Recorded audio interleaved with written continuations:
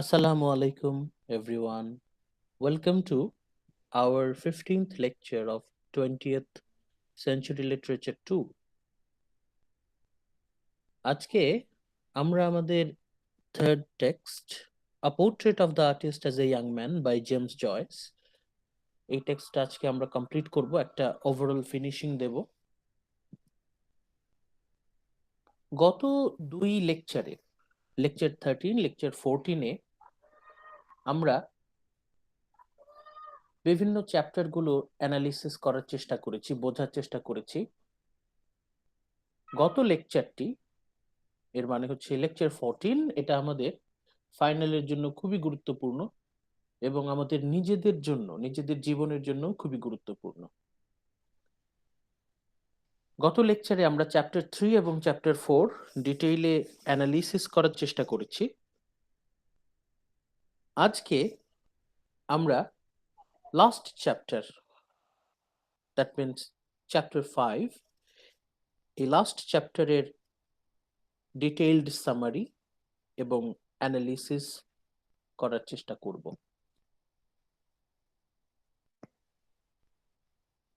আমাদের আজকের অ্যাপ্রোচটা হবে, আমরা অ্যানালিসিস পার্টটা আগে কমপ্লিট করব। অ্যানালিসিস করার পরে একটা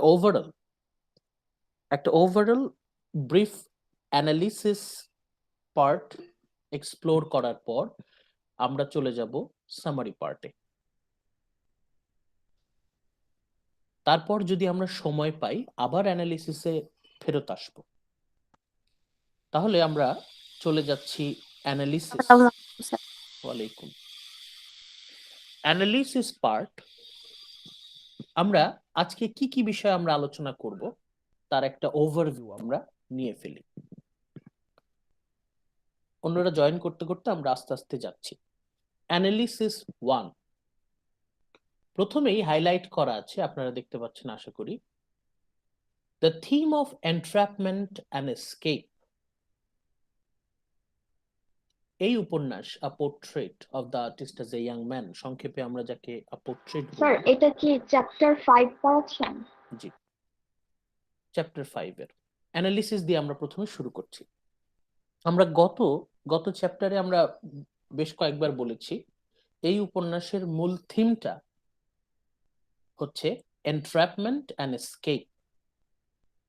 এনট্র্যাপমেন্ট অ্যান্ড এসকেপ, মানুষ যখন বন্দি অবস্থায় পতিত হয়, যখন সে ফাঁদে পড়ে যায়, তখন সে পালাতে চায়।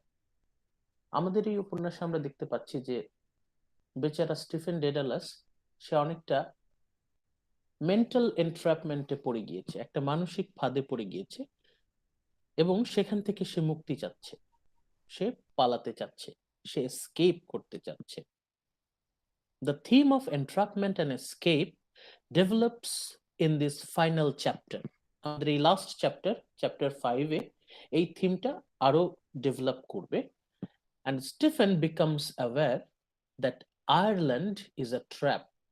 যত সময় যাবে স্টিফেন ডেডলাস আরো বেশি করে উপলব্ধি করতে পারবে, আরো বেশি করে সে বুঝতে পারবে যে আয়ারল্যান্ড হচ্ছে একটা ফাঁদ, একটা বন্দিশালা। Ireland itself, it's a cage, a prison. In his discussion with Devin, তার এক বন্ধু ডেভিন, যাকে আমরা পরবর্তীতে জানতে পারবো, ডেভিন তার বন্ধু তাকে বলে যে আয়ারল্যান্ড, তার বন্ধু ডেভিনের সাথে গল্প করতে করতে স্টিফেন একসময় বলে ফেলে যে Ireland devours its own offspring.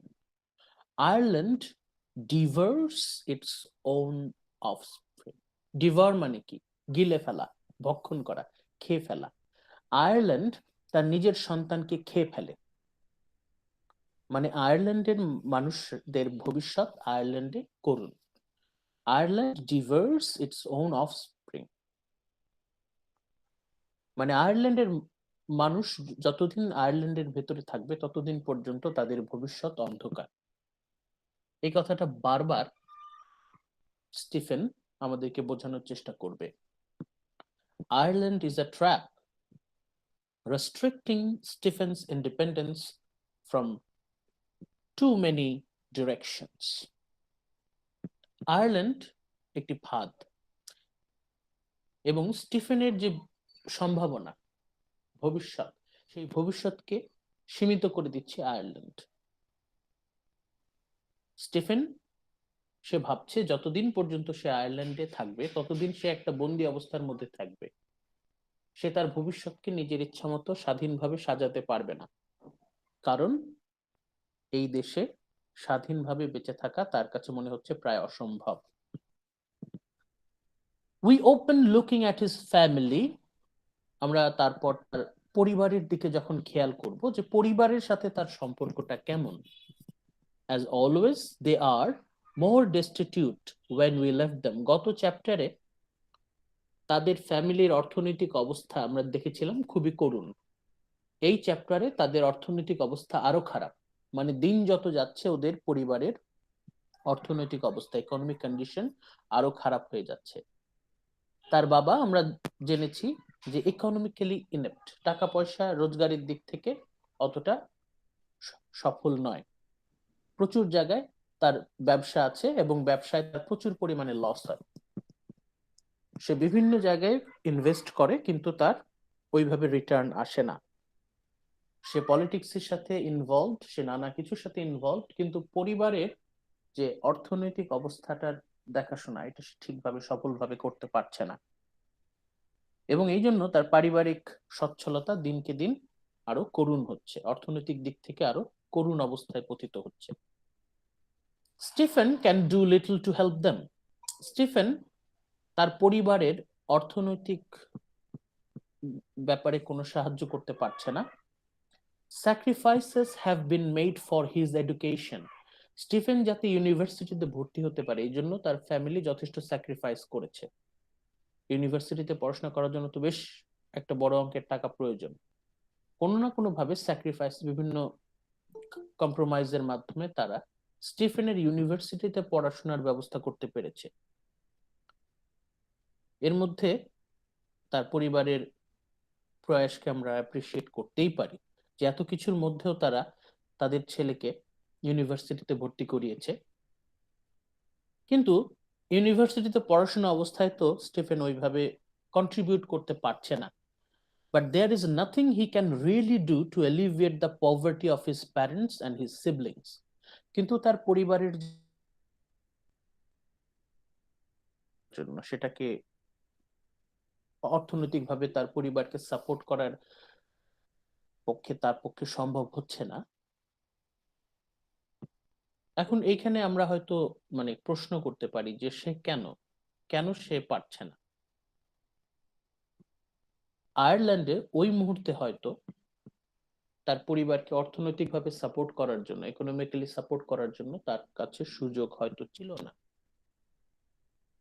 Stephen যাতে ইউনিভার্সিটিতে পড়াশোনা করতে পারে এই জন্য কিন্তু তার পরিবার তাকে যথেষ্ট সাহায্য করছে, মানে পুরোটাই তো তার পরিবার তাকে দিচ্ছে, কিন্তু স্টিফেন কিন্তু তার পরিবারকে সেইভাবে হেল্প করতে পারছে না বা করছে না। এই জায়গায় আমাদের একটু মাথায় রাখতে হবে যে স্টিফেন তার পরিবারের জন্য কি করছে। He feels removed from them. Stephen তার পরিবারের সাথে একটা দূরত্ব তৈরি হয়, পরিবারের সাথে তার একটা মানসিক দূরত্ব তৈরি হয়। And through his mother continues to B loving. যদিও তার মা, এখানে একটু বানান ভুল আছে, দো হবে, আর হবে না এখানে। দো his mother continues to B loving, মায়ের সাথে তার সম্পর্কটা মোটামুটি ভালো ছিল, মা তাকে স্নেহ করতো, আদর করতো। But his father seems to have developed a certain amount of animosity.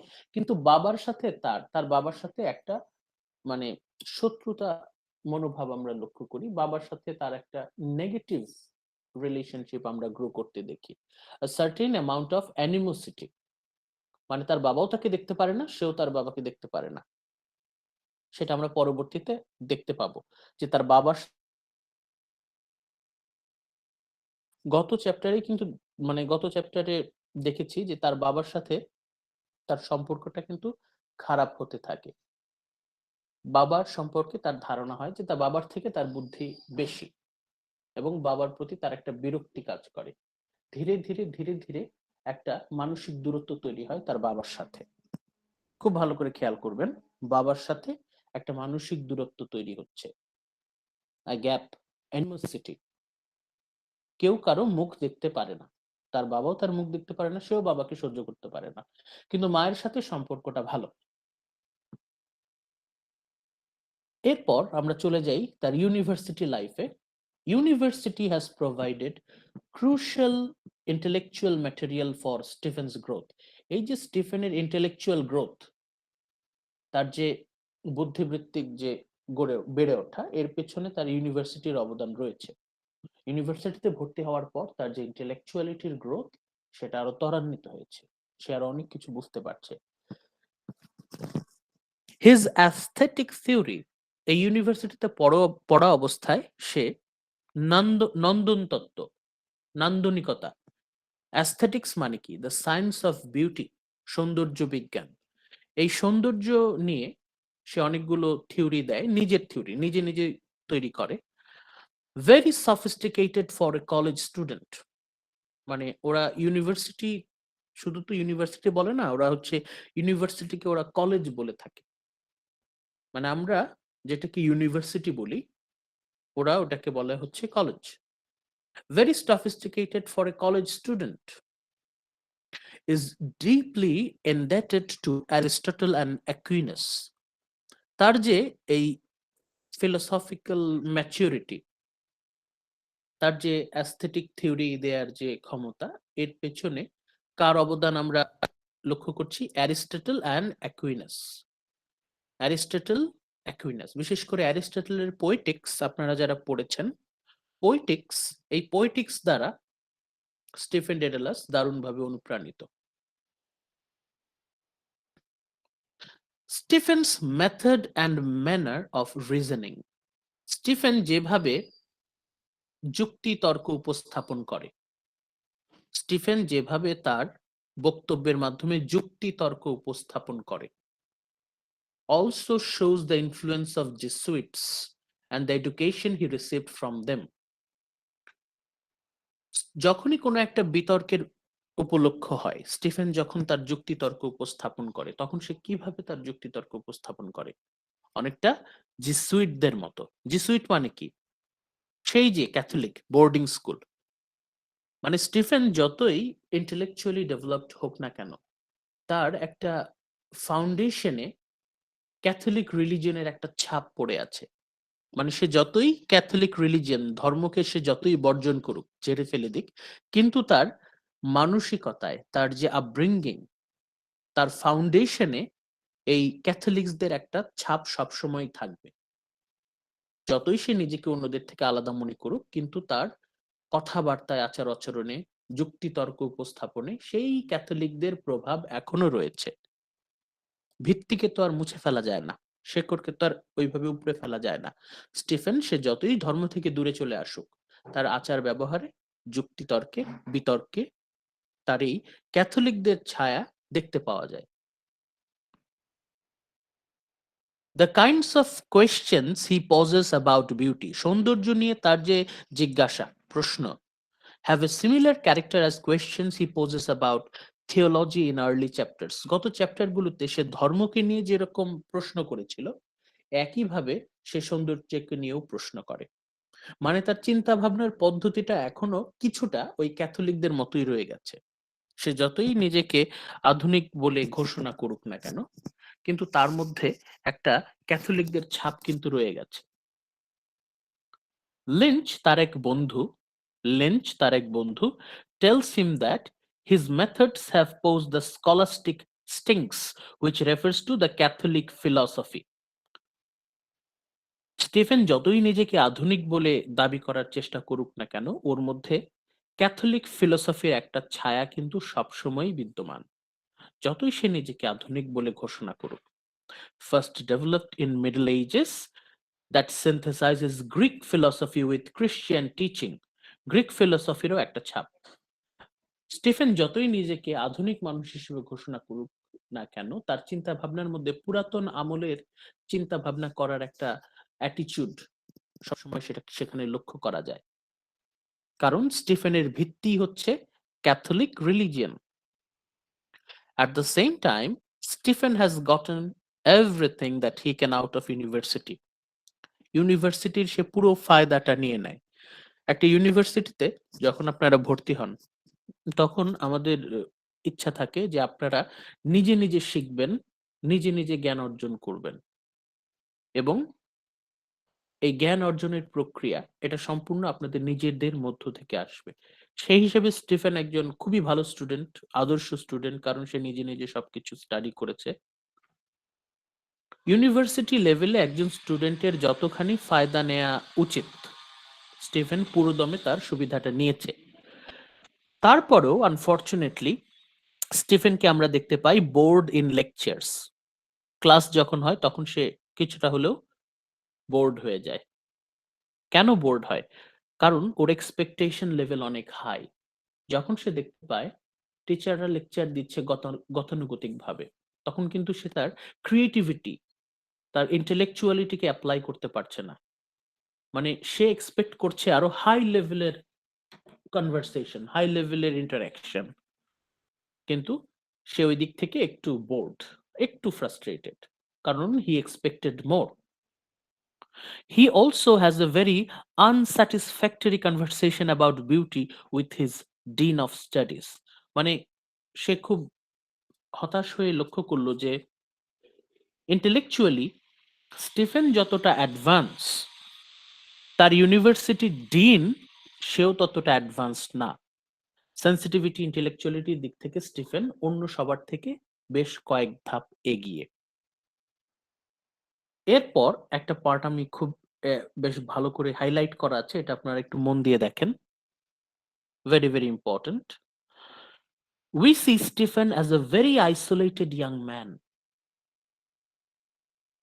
এই পর্যায়ে এসে আমরা দেখব যে ইউনিভার্সিটিতে স্টিফেন, যদিও তার অনেক বন্ধু বান্ধব আছে যেটা আমরা পরে জানতে পারবো, স্টিফেন হচ্ছে একা, সবার মধ্যে থেকেও সে একা, আইসোলেটেড, টু ইন্ডিভিজুয়ালিস্টিক, এবং তার নিজস্বতা অনেক বেশি ইউনিক, অন্য কারোর সাথে মিলছে না। এমনিতেই এমনিতেই তার বন্ধু বান্ধবের সাথে তার মিল হয় না, সবার সাথে সে মিশে আছে, সবাই গল্প শুনছে, সে কিন্তু কিছুই বলছে না, সবার মধ্যে থেকেও সে একা, যদিও তার বন্ধু চারপাশে, তবু সবার মধ্যে থেকেও সে একা।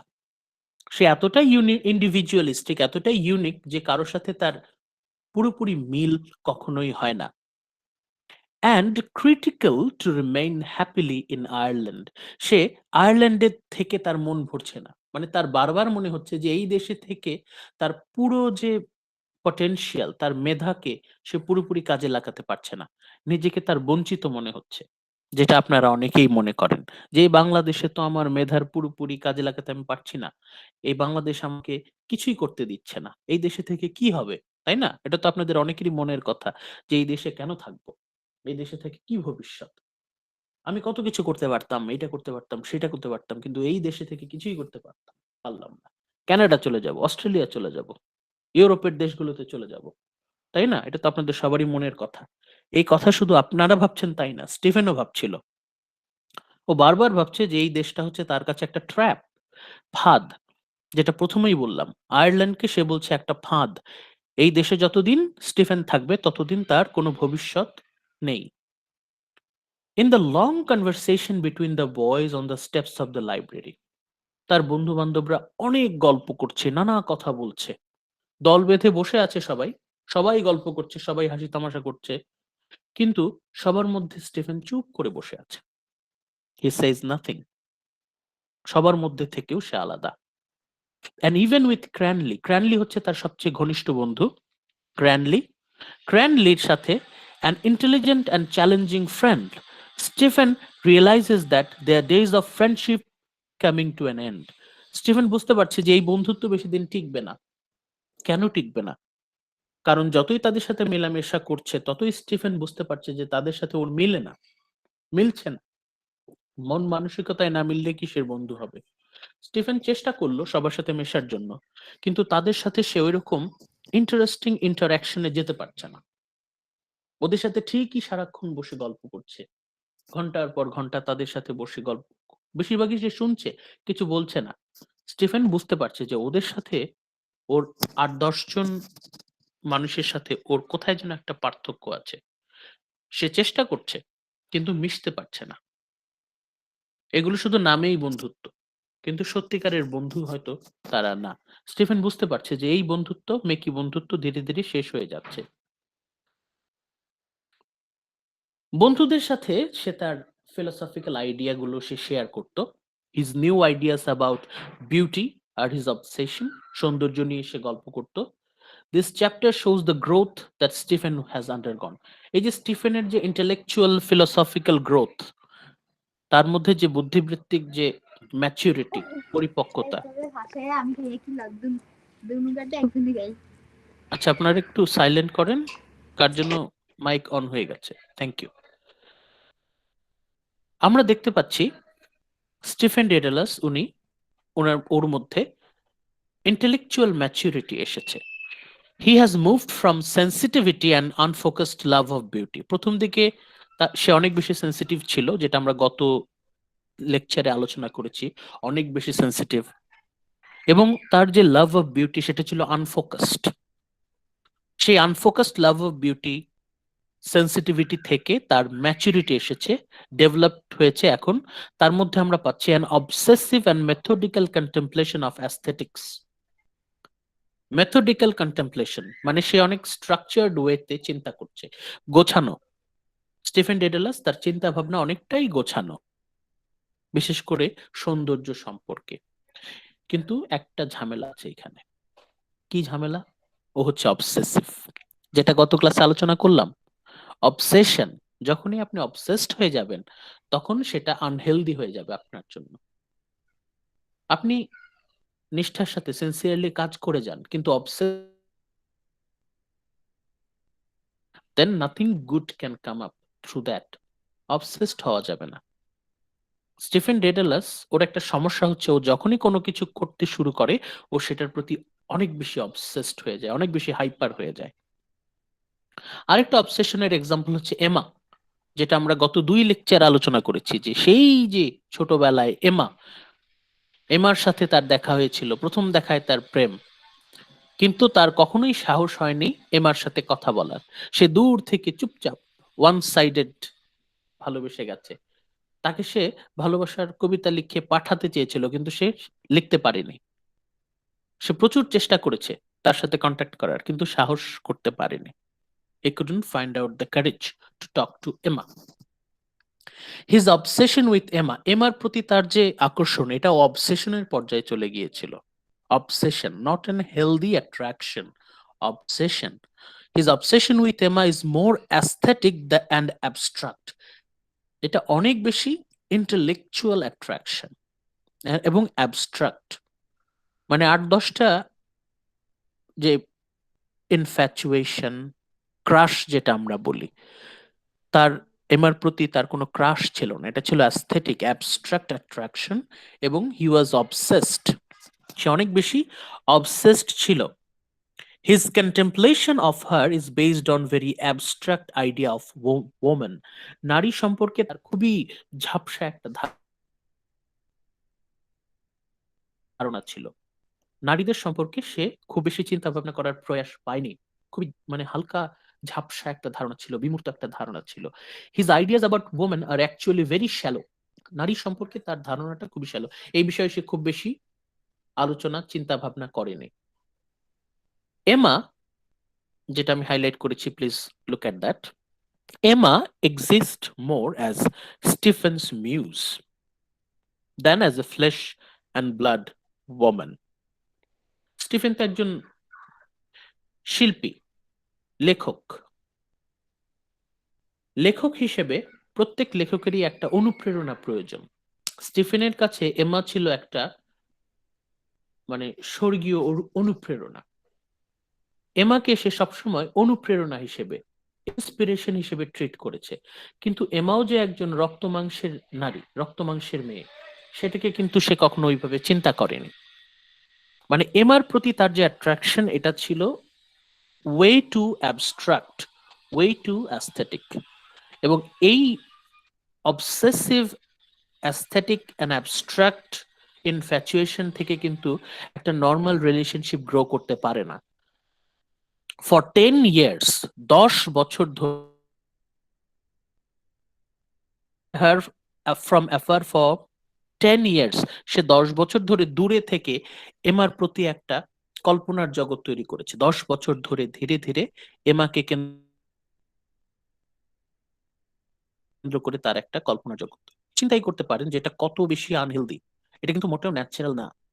10 বছর তার সাথে কথা বলেনি, দূরে থেকে দূরে থেকে একটা অন্যরকম অবসেশন, এবং অবশ্যই এটা আনহেলদি।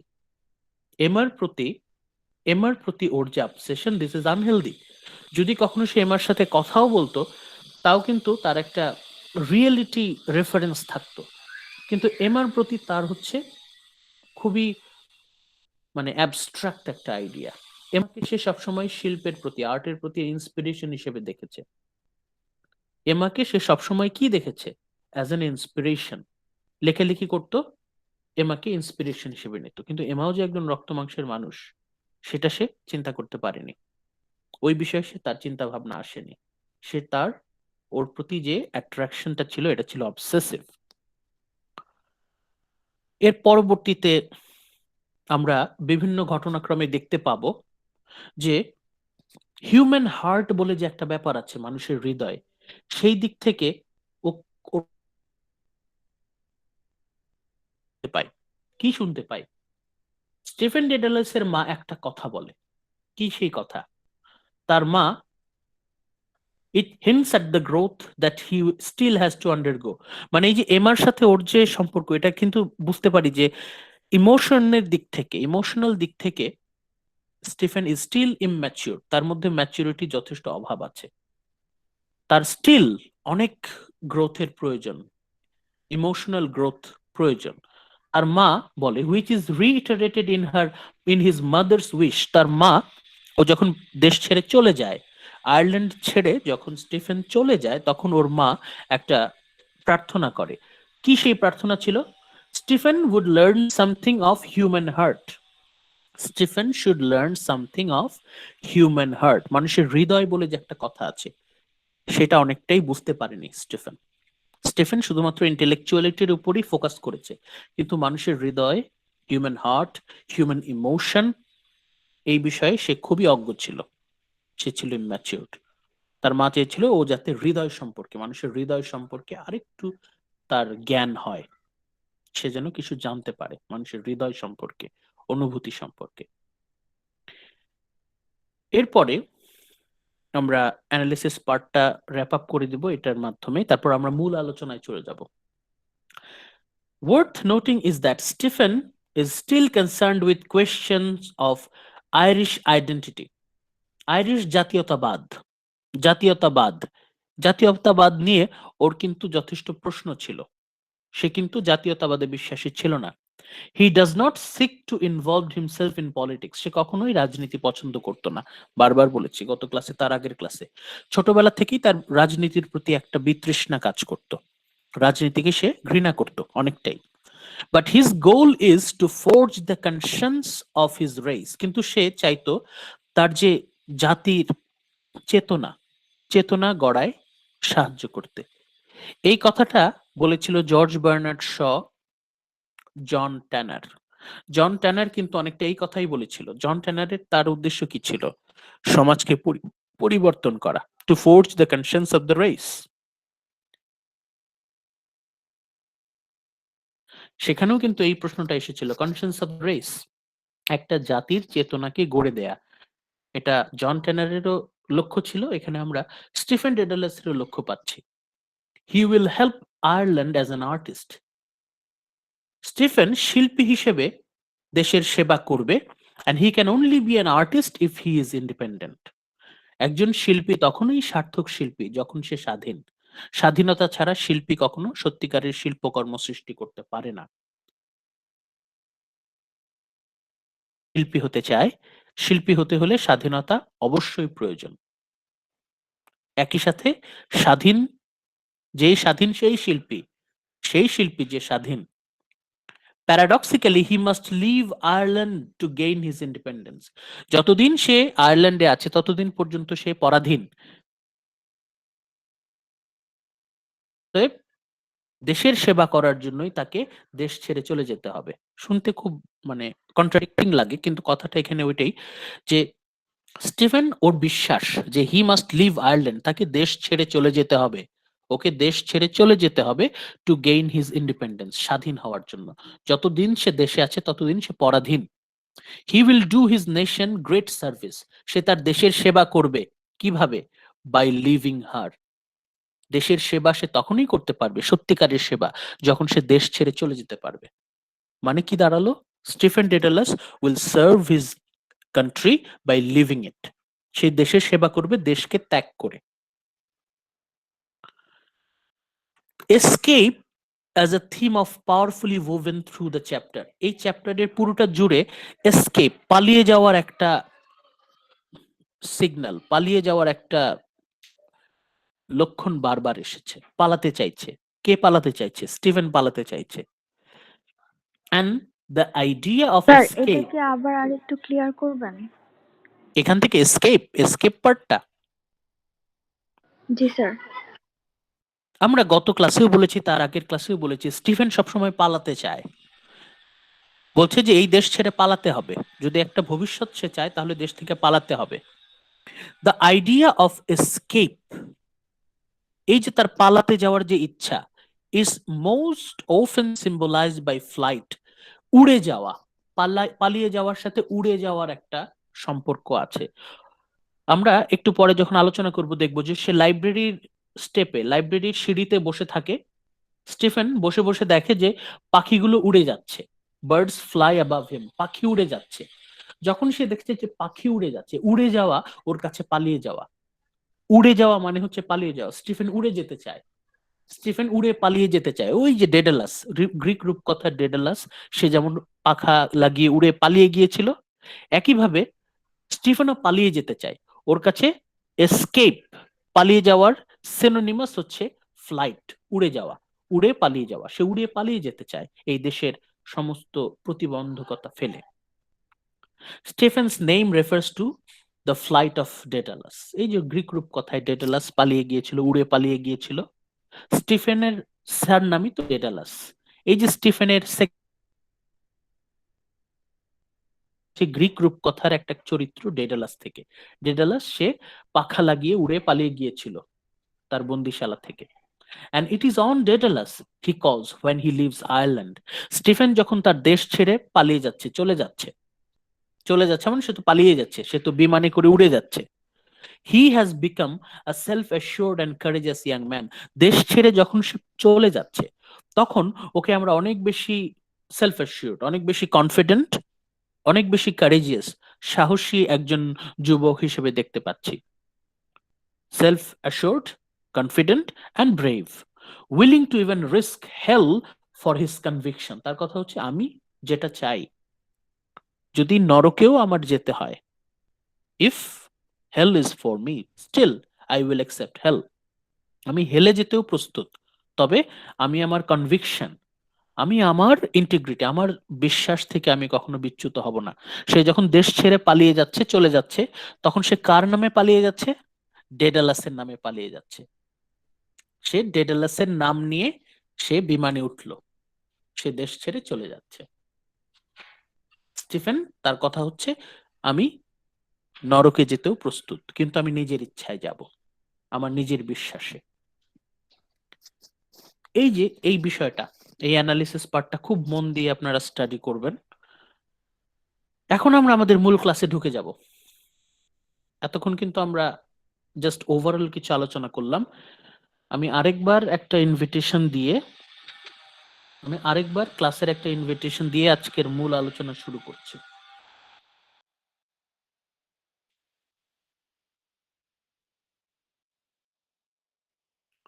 সামারি 1, আমরা খুব সাবধানে, হ্যাঁ, স্টিফেনের সাথে কিন্তু আমরা নিজেদেরকে সবসময় তুলনা করার চেষ্টা করব, ফিল করার চেষ্টা করব। এখন আপনারা অনেক বেশি ফিল করতে পারবেন। স্টিফেন কোথায়? ইউনিভার্সিটিতে। আপনারাও এখন ইউনিভার্সিটিতে আছেন, আপনারা কিন্তু অনেক বেশি ফিল করতে পারবেন। গত চ্যাপ্টার 4 থেকে আমরা চ্যাপ্টার 5-এ চলে এসেছি। এর মধ্যে বেশ কিছু বছর পার হয়ে গেছে, ইয়ার্স হ্যাভ পাস্ট, বেশ বহু বছর পার হয়ে গেছে।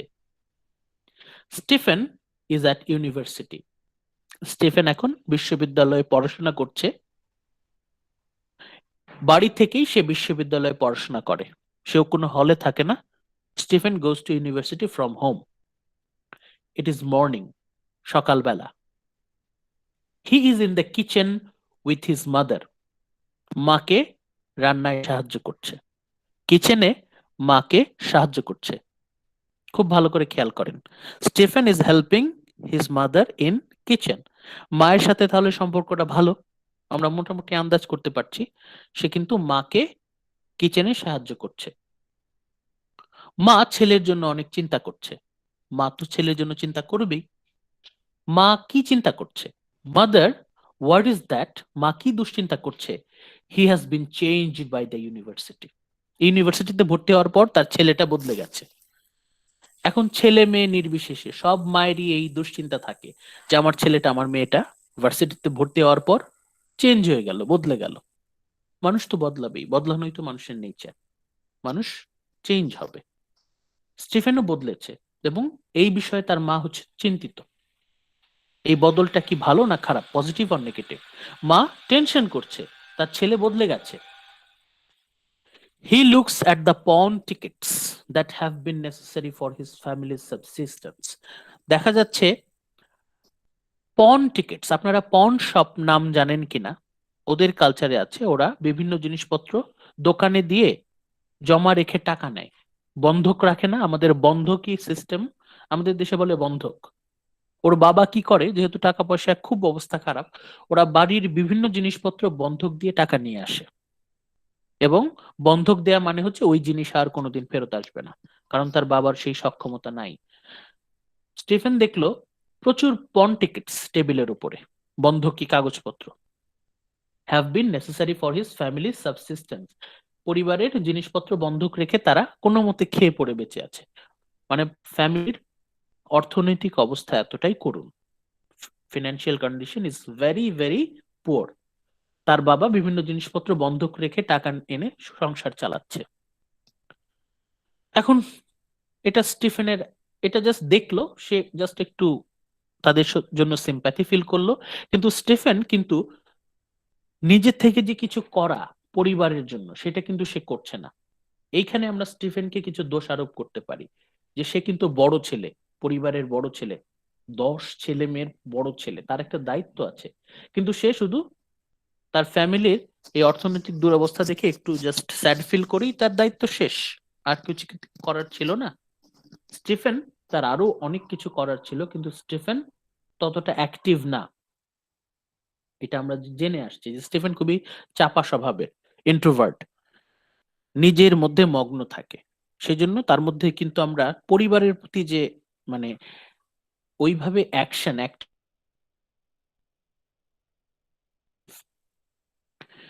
হি is also late for class, ক্লাসে তার লেট হয়ে যাচ্ছে, দেরি করে, মানে সে যে সময় মতো ভার্সিটি যাচ্ছে তাও না, ক্লাসে দেরি হয়ে যাচ্ছে। ফ্রম আপস্টেয়ার্স, উপর তালা, মানে ওরা দোতলার ডুপ্লেক্স বাসায় থাকে আপাতত, উপর থেকে he hears his father ask one of his sisters, তার বাবা তার কোন এক বোনকে বলছে, if her lazy bitch of a brother has gone out yet. বাবার সাথে ছেলের সম্পর্কটা কেমন? বাবা ছেলেকে কি বলছে? Lazy bitch, lazy bitch, lazy bitch of a brother. মানে স্টিফেনের বাবা স্টিফেনকে লেজি বিচ বলছে। তার মানে বাবা ছেলের প্রতি বাবার একটা বিতৃষ্ণা আছে, বিরক্তি আছে, সেটা কিন্তু এই এখানে প্রকাশ পাচ্ছে।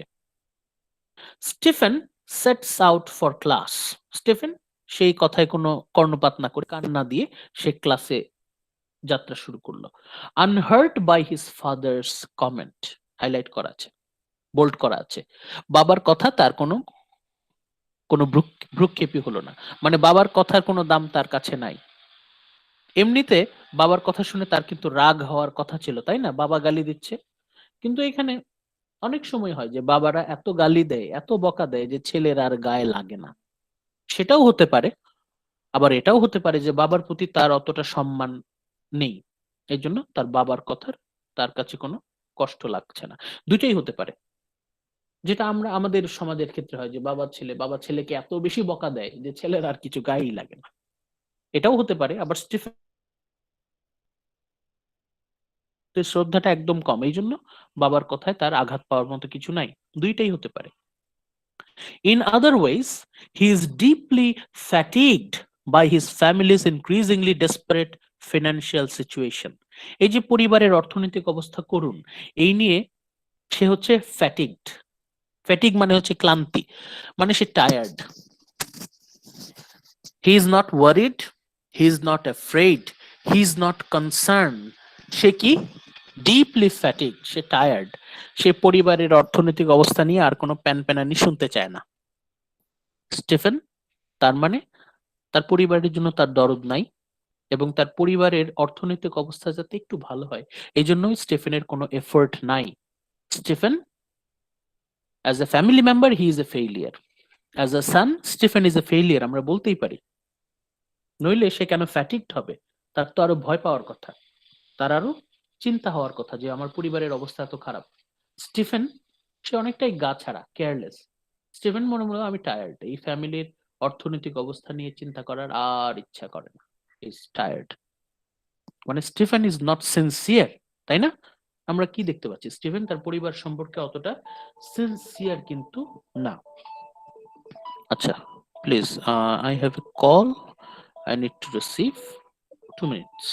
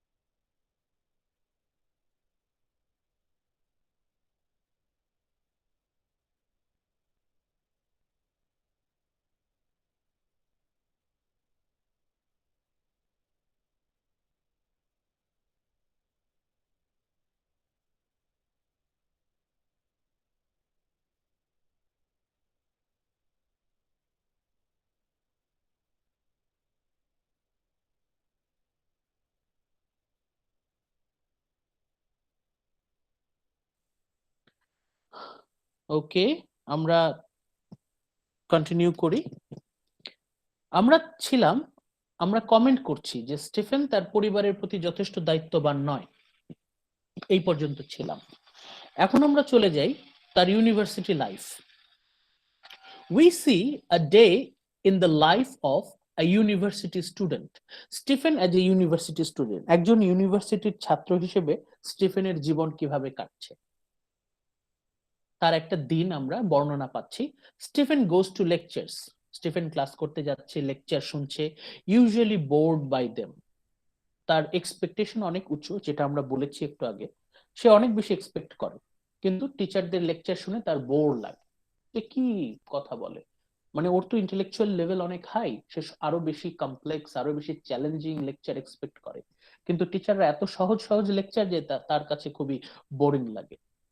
যেটা ভালো স্টুডেন্টদের ক্ষেত্রে হয়, যে ভালো স্টুডেন্টরা লেকচার শুনে বোর হয়ে যায়, সেরকম স্টিফেন লেকচার শুনে বোর হয়ে যাচ্ছে। and interacts with peers one by one, তারপর তার পিয়ার্স, ক্লাসমেটদের সাথে, বন্ধু বান্ধবদের সাথে তার কথাবার্তা হয়। we meet a large number of his friends, তার বেশ কিছু বন্ধুর সাথে আমাদের পরিচয় হয়।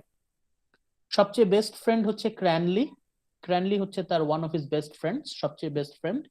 লিঞ্চ, তার good নেচার্ড boy who listens to Stephen theory of aesthetics. এই লিঞ্চ হচ্ছে স্টিফেনের যত ওই আতেল বকবকানি, আতলামি, সবকিছু লিঞ্চ শোনে, মানে ওর যত ফিলোসফিক্যাল কচকচানি সবকিছু লিঞ্চ হজম করে। ডেভিন হচ্ছে simple boy from country with a great love for Ireland. এই ডেভিন হচ্ছে দেশপ্রেমিক, দেশের জন্য তার অনেক বেশি দরদ।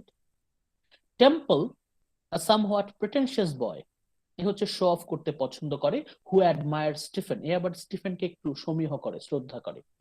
এবং ম্যাকক্যান, মানে ওদের ফ্রেন্ড সার্কেলের যে 6 জন, স্টিফেনের সাথে আরো যে 5 জন, তাদের নাম আমরা জানতে পারছি: Cranly, Davin, Temple, MacCann. MacCann হচ্ছে friend of Stephen, who tells Stephen he is anti social and anti democratic. এই ম্যাকক্যান হচ্ছে স্টিফেনকে বারবারই ওকে বলে যে তুমি হচ্ছে আনসোশ্যাল, অসামাজিক, এবং অ্যান্টি ডেমোক্রেটিক, রাজনীতিকে তুমি সম্মান করো না। এই নিয়ে ম্যাকক্যান প্রায়ই স্টিফেনকে দোষারোপ করে, স্টিফেন হচ্ছে অসামাজিক। এই হচ্ছে ওদের ফ্রেন্ড সার্কেল, স্টিফেনের friend circle: Cranly, Lynch, Davin, Temple, MacCann. এর মধ্যে ক্র্যানলি হচ্ছে সবচেয়ে কাছের, ঘনিষ্ঠ, আর লিঞ্চ হচ্ছে ওর সাথে ও ইন্টেলেকচুয়াল ডিসকাশন পছন্দ করে। যদিও লিঞ্চ নিজে অতটা বলে না, কিন্তু ও হচ্ছে খুব ভালো একজন লিসেনার, এই জন্য লিঞ্চের প্রতি ওর একটা দুর্বলতা আছে। ক্র্যানলি হচ্ছে ওর সব দিক থেকেই কাছের, the closest friend. The university is a natural place for boys to agitate themselves over politics and nationalism. University থেকেই কিন্তু সবসময় জাতীয়তাবাদী রাজনৈতিক আন্দোলনগুলো সবসময় দানা বাঁধে। ইউনিভার্সিটি মানেই হচ্ছে এখানে রাজনীতি নিয়ে কথা হবে, দেশপ্রেম, জাতীয়তাবাদ নিয়ে কথা হবে। এই ইউনিভার্সিটিও ব্যতিক্রম না। এখানেও স্টিফেন ডেডালাস দেখতে পাচ্ছে তার ক্লাসমেটরা পলিটিক্স নিয়ে খুব এক্সাইটেড, রাজনীতি নিয়ে প্রচুর তাদের বিতর্ক, এবং ন্যাশনালিজম, জাতীয়তাবাদ নিয়ে তারা খুবই sensitive. Stephen wants no part of it. সে জাতীয়তাবাদকেও পছন্দ করছে না, সে রাজনীতিকেও পছন্দ করছে না। ছোটবেলা থেকেই সে এই রাজনীতি, জাতীয়তাবাদ এইসব সে এড়িয়ে যায়। He refuses to sign McCain's petition and he will not be cowed by anyone. সে হচ্ছে রাজনীতি নিয়ে তার কোনো মাথা ব্যথা নেই, সে রাজনীতির কোনো সভা সমাবেশ, কোন রকম মতবাদ এইসবে তার কোনো আগ্রহ নেই। মানে স্টিফেন ডেডালাস একদম কমপ্লিটলি পলিটিক্সকে ইগনোর করছে। যেহেতু পলিটিক্সের সাথে, রাজনীতির সাথেই জাতীয়তাবাদ মিলেমিশে একাকার, এই জন্য সে জাতীয়তাবাদ নিয়েও মাথা ঘামাচ্ছে না। মূল কথা, হি ডিস্টেস্ট, হি লোডস, রিসেন্টস পলিটিক্স। স্টিফেন ডেডালাস রাজনীতি খুবই অপছন্দ করে।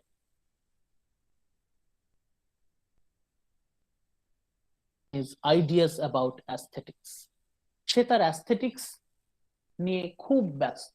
অ্যাস্থেটিক্স, নন্দন তত্ত্ব, সায়েন্স অফ বিউটি, সৌন্দর্য বিজ্ঞান নিয়ে সে ব্যস্ত। আমরা কখন কোনো কিছুকে সুন্দর বলি, কেন আমাদের কোনো কিছু ভালো লাগে, কি কি গুণাবলী থাকলে আমরা কোনো কিছুকে সুন্দর বলি, সুন্দর কাকে বলি, এবং সুন্দর কোনো কিছু দেখে কেন আমাদের ভালো লাগে, এটা নিয়ে তার চিন্তা ভাবনা, অ্যাস্থেটিক্স। এই অ্যাস্থেটিক্স এর আইডিয়াগুলো স্টিফেন কোথা থেকে পেল? It is actually influenced by Aristotle's poetics. অ্যারিস্টটলের পোয়েটিক্স আপনারা পড়েছেন আশা করি। সেই পোয়েটিক্স দ্বারা সে অনুপ্রাণিত, পোয়েটিক্স পড়ে সে অনুপ্রাণিত। And the works of Thomas Aquinas, এবং অ্যাকুইনাসের লেখা পড়ে সে উদ্বুদ্ধ। অ্যারিস্টটল এন্ড অ্যাকুইনাস, এই দুজনের দ্বারা স্টিফেন প্রবলভাবে অনুপ্রাণিত, এবং সে তার নিজস্ব ফিলসফি নিয়ে স্টাডি করছে, ভাবছে অ্যাস্থেটিক্স নিয়ে।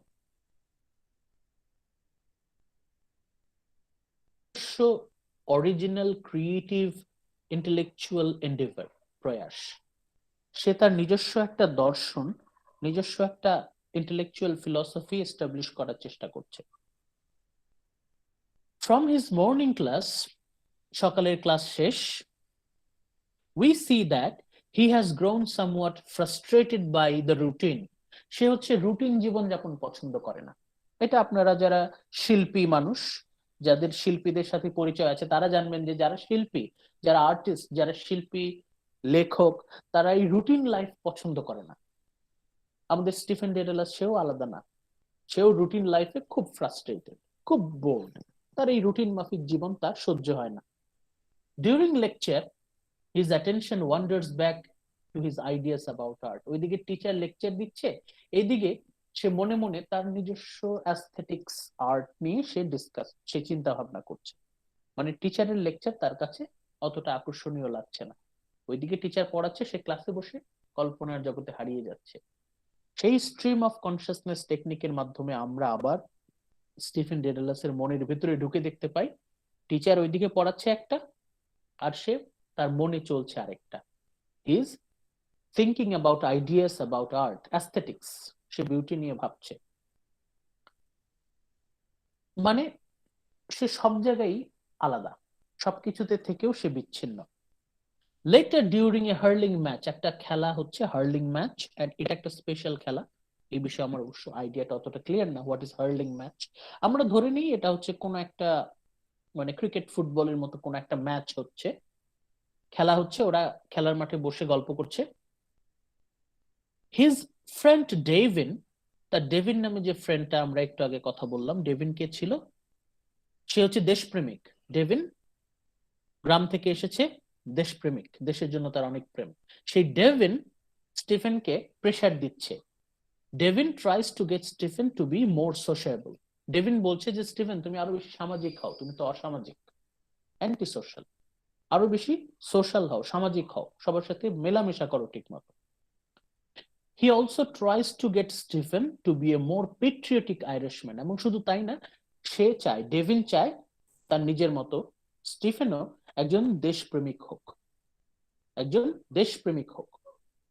কিন্তু এই দেশপ্রেম নিয়েও স্টিফেনের অতটা মাথা ব্যথা নাই, কারণ দেশপ্রেমের সাথে স্টিফেন ভাবছে দেশপ্রেম মানেই হচ্ছে এর সাথে রাজনীতি জড়িয়ে যাচ্ছে। যদিও সে কথা পুরোপুরি সত্য না, কিন্তু স্টিফেনের কাছে সে যখনই দেশপ্রেম জাতীয়তাবাদের কথা চিন্তা করে তার রাজনীতি চলে আসে। যেহেতু রাজনীতির প্রতি তার একটা তীব্র বিতৃষ্ণা আছে, তীব্র মানে বিরক্তি আছে, এই জন্য কিন্তু সে দেশপ্রেম জাতীয়তাবাদ নিয়ে অতটা আগ্রহী না। তার ফ্রেন্ড ডেভিন ওকে বারবার ট্রাই করছে দেশপ্রেমে উদ্বুদ্ধ করার জন্য, সামাজিক করার জন্য, কিন্তু স্টিফেনের মধ্যে একটা গা ছাড়া ভাব। Stephen has a deep skepticism about Irish politics. Very important. Note down করে রাখেন। কেন পলিটিক্স সে আগ্রহী না, কেন সে পলিটিক্স এর উপর বিরক্ত, কেন সে মোটামুটি ঘৃণাই করে বলা যায় রাজনীতিকে, কেন সে ঘৃণা করছে? What is the reason? কেন স্টিফেন রাজনীতি ঘৃণা করছে? এই কথাটা শুধু স্টিফেনের বেলায় প্রযোজ্য নয়, এটা আমাদের দেশের প্রচুর বিপুল সংখ্যক ছেলে মেয়ে, তাদের ক্ষেত্রেও প্রযোজ্য, আমাদের অনেকের ক্ষেত্রেই প্রযোজ্য। স্টিফেন যে কথাটা বলবে এখন, এটা কিন্তু আপনার আমার অনেকেরই মনের কথা, সবার না, অনেকেরই। পলিটিক্স, রাজনীতি নিয়ে স্টিফেনের একটা সন্দেহ আছে, সংশয়। কি সেই সংশয়? He points out that the আইরিশরা have never had a hero whom they didn't betray or leave for another. যখনই আমাদের কোনো হিরো এসেছে আমাদের রাজনীতিতে, সবাইকে আমরা বিট্রে করেছি, বিশ্বাসঘাতকতা করেছি। আমাদের দেশে চিন্তা করেন, আমাদের দেশেও কিন্তু বড় বড় যারা হিরো, যাদেরকে আমরা হিরো বলি, শেখ মুজিবুর রহমান, জিয়াউর রহমান, যাদেরকে আমরা হিরো বলছি, তাদেরকে কিন্তু দেশেরই একটা অংশ বিশ্বাসঘাতকতা করেছে। আয়ারল্যান্ডের বেলায় সেটা সত্য। আইরিশরা বাংলাদেশিদের মতোই have never had a hero, তাদের এমন কোন হিরো ছিল না whom they didn't betray or leave for another. যখনই তাদের কোনো হিরো এসেছে তারা সেই হিরোর সাথে বিশ্বাসঘাতকতা করেছে। এটা সব দেশের জন্যই সত্য। বড়, অনেক বড় হিরো যারা, যাদেরকে কেউ ছুতে পারে না কোনো দিক দিয়ে, অল দ্য হিরোস দে আর, তাদের জীবনের কোনো না কোনো সময় তারা বিট্রেড হয় নিজের দেশের মানুষের দ্বারাই। কাছের মানুষরাই বিশ্বাসঘাতকতা করে। এবং রাজনীতিকে যতই আমরা মহান মনে করি না কেন, চোখের পলকে মানুষ বিশ্বাসঘাতকতা করে, চোখের পলকে মানুষ বিশ্বাসঘাতকতা করে। যেখানে চোখের পলকে বিশ্বাসঘাতকতা হয়, সেই পলিটিক্সকে স্টিফেন, তার প্রতি কোনো শ্রদ্ধা স্টিফেনের থাকতে পারে না। সে বলছে এই জাতি হচ্ছে বেঈমান জাতি। আইরিশদের সম্পর্কে স্টিফেন বলছে আপনি আপনার নিজের জাতির সাথে মিলিয়ে নেবেন। স্টিফেন বলছে আইরিশরা হচ্ছে বেঈমান জাতি, তারা তাদের হিরোর সাথে বেঈমানি করে, বিশ্বাসঘাতকতা করে। আজকে এক হিরোকে ফলো করছে, রাতারাতি তারা তাকে ছেড়ে বিশ্বাসঘাতকতা করে, বেঈমানি করে অন্য আরেকজনের পক্ষপাতী হয়। দুঃখজনক ব্যাপার। এটা শুধু আইরিশদের বেলায় সত্য তাই না, এটা থার্ড ওয়ার্ল্ড কান্ট্রির বেলায়, সবগুলো কান্ট্রির বেলায় সত্য। থার্ড ওয়ার্ল্ড কান্ট্রি, সবগুলো কান্ট্রির বেলায় এই কথাটা সত্য যে তারা চোখের পলকে বিশ্বাসঘাতকতা করে। জনগণ, জনগণের একটা অংশ চোখের পলকে বিশ্বাসঘাতকতা করে, কাছের মানুষদের দ্বারা বেইমানির শিকার হয় অনেকেই। পলিটিক্স মানেই স্টিফেনের কাছে হচ্ছে বিশ্বাসঘাতকতা, বেইমানি, এবং যেখানে বেইমানি বিশ্বাসঘাতকতার নিয়ম একদম সাধারণ ব্যাপার, সেইখানে স্টিফেনের কোনো সংশ্লিষ্টতা, ইনভলভমেন্ট থাকতে পারে না। এই কথাটাই স্টিফেন বারবার বোঝাতে চাচ্ছে। তারপরেও ডেভিন তো দেশপ্রেমিক। Davin continues to implore Stephen to be one of them. তারপরেও ডেভিন খুব চেষ্টা করে। আমাদের অনেক ফ্রেন্ডরা আছে না, তারা আমাদেরকে তাদের রাজনৈতিক পার্টিতে যোগ দেওয়ার জন্য অনেক প্রেশার দেয়, অনেক অনুরোধ করে। ডেভিন একইভাবে স্টিফেনকে অনেক খুব চেষ্টা করে স্টিফেনকে তাদের রাজনৈতিক দলের সাথে দলে ভেড়ানোর জন্য। Stephen finds Davin's limitations frustrating. এই ডেভিনের একগুয়েমি দেখে ওর বিরক্ত লাগে। But something about Davin touches him. কিন্তু ডেভিনের যে দেশপ্রেম, তার যে আন্তরিকতা, এটা দেখে ডেভিনের প্রতি স্টিফেনের একটা শ্রদ্ধা আসে। যে ডেভিন তার যে অধ্যবসায়, সে যে বারবার চেষ্টা করে যাচ্ছে, স্টিফেন ওকে ফিরিয়ে দিচ্ছে, কিন্তু ডেভিন কিন্তু বারবার চেষ্টা করে যাচ্ছে। এই ডেভিনের অধ্যবসায় দেখে তার প্রতি তার একটা শ্রদ্ধা জাগে। সামরি 3, কে পড়বেন এটা? অনেকক্ষণ আমি পড়লাম, এখন আপনাদের পক্ষ থেকে পড়বেন। কে পড়বেন? জেরিন পড়বেন? Okay sir. পড়েন, এই স্লাইডটা একটু পড়েন।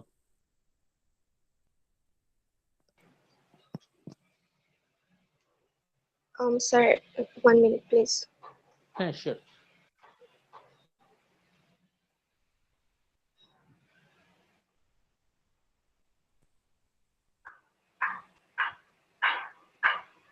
Summary 3. Later জি, on in the match, Stephen explains his theories of aesthetics to an obliging Lynch. Although too complicated and lengthy to summarize in a satisfactory way, here this passage, pages 232 to 45, merits a close look for readers who want a deeper understanding of Joyce. Highlights include Stephen's definitions of pity and terror, his definition between static art. Sorry? delineation, Sir, explanation, here it illustration is দেবেন। written definitions. His delineation, দেখেন, DELINEATION, Okay, delineation. okay, sir. The sublime art that invites contemplations without spurring the viewer to action, and kinetic art, art that moves the viewer to do something. His delineation of lyrical, epic, and dramatic form. He hails the dramatic form as superior because the artist refines his personality out of the work, leaving just the object for the contemplation of the audience thank you. as they আমরা hit. এইটুকু, Okay, sir. Thank you দিদি, আমরা এইটুকু একটু cover করি। Match চলছে, ওইদিকে খেলা হচ্ছে, এদিকে স্টিফেন তার যে থিওরিজ অফ অ্যাস্থেটিক্স, তার যে philosophy about science of beauty, aesthetics নিয়ে সে কিন্তু কথা বলছে। স্টিফেন তার জ্ঞান গর্ভ বক্তৃতা দিচ্ছে। আমরা এখানে স্টিফেনের সাথে জন ট্যানারের একটা তুলনা পাচ্ছি, যে জন ট্যানার ম্যান অ্যান্ড সুপারম্যানে যেমন সুযোগ পেলেই সে বক্তৃতা ভাষণ দিতে পছন্দ করত, তার পছন্দের টপিক আসলে সে কথা বলতে পছন্দ করত, স্টিফেনও তার করে। স্টিফেন সে বেশ আনন্দের সাথে তার ফিলোসফি ব্যাখ্যা করছে, এবং তার যে ভক্ত লিঞ্চ খুব মন দিয়ে স্টিফেনের সেই জ্ঞানগর্ভ দর্শন শুনছে। আপনারা যদি ওই পেজে যান, এখানে পেজ নাম্বার দেয়া আছে, এই পেজে গেলে আপনারা দেখবেন যে বিস্তারিতভাবে স্টিফেন ডেডালাস তার ফিলোসফিকে ব্যাখ্যা করছে। এটা শুধু স্টিফেন ডেডালাসের ফিলোসফি না, এটা জেমস জয়েস, আমাদের যিনি নভেল লিখেছেন, নভেলিস্ট জেমস জয়েস, এটা তার নিজস্ব ফিলোসফি। আপনারা যদি জেমস জয়েস সম্পর্কে আরো ভালোভাবে জানতে চান, if you wish to have a deeper understanding of Joyce, তাহলে আপনারা পড়ে নিতে পারেন।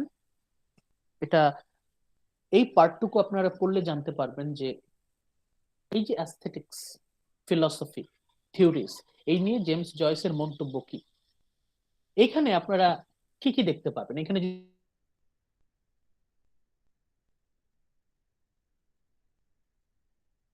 অ্যারিস্টটল তার পোয়েটিক্স লিখেছেন। There, Aristotle discussed about pity and terror, catharsis. Aristotle বলেছিলেন ক্যাথারসিস সম্পর্কে, স্টিফেনও পিটি এন্ড টেরর সম্পর্কে তার নিজস্ব সংজ্ঞা দিচ্ছেন। শুধু এটা কিন্তু শুধু স্টিফেন ডেডালাসের সংজ্ঞা না, এটা হচ্ছে this is the definition of James Joyce himself. Stephen's definition of pity and terror, his delineations between static art. তারপর স্টিফেন দুই ধরনের শিল্পের কথা বলছেন, একটা হচ্ছে স্টেট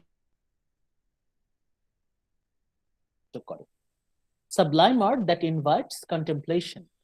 এই শিল্প দেখার পর মানুষের মধ্যে চিন্তা করার উৎসাহ তৈরি হয়, মানুষ ভাবে, মানুষ ধ্যান করে, মেডিটেট করে, স্ট্যাটিক আর্ট। আর আরেক ধরনের শিল্প আছে, সেটা হচ্ছে kinetic art, art that moves the viewer to do something. মানুষ যখন কোনো শিল্প দেখে কোনো কাজ করতে উৎসাহী হয়, যখন কোনো শিল্প মানুষকে মেডিটেশন, ধ্যান করতে, কন্টেমপ্লেশন করতে উৎসাহ দেয়, তখন সেটা হচ্ছে স্ট্যাটিক আর্ট। আর কাইনেটিক আর্ট হচ্ছে যখন কোনো শিল্প মানুষকে কোনো অ্যাক্টিভিটি, কাজ করতে উৎসাহ দেয়, তখন সেটা হচ্ছে কাইনেটিক আর্ট। দুই ধরনের আর্টের কথা উনি বলছেন। এরপর স্টিফেন ডেডালাস ডেফিনিশন দিচ্ছেন, লিরিক্স, এপিক, পোয়েটিক্স এর মতোই। অ্যারিস্টটল তার পোয়েটিক্সে যেমন লিরিক সম্পর্কে বলেছেন, এপিক পোয়েম সম্পর্কে বলেছেন, ড্রামা সম্পর্কে বলেছেন, সেই অনেকটা তার থেকে ইন্সপায়ার্ড হয়ে একটু অ্যাডভান্সড, একটু এক্সপ্লেনেশন আমরা পাই।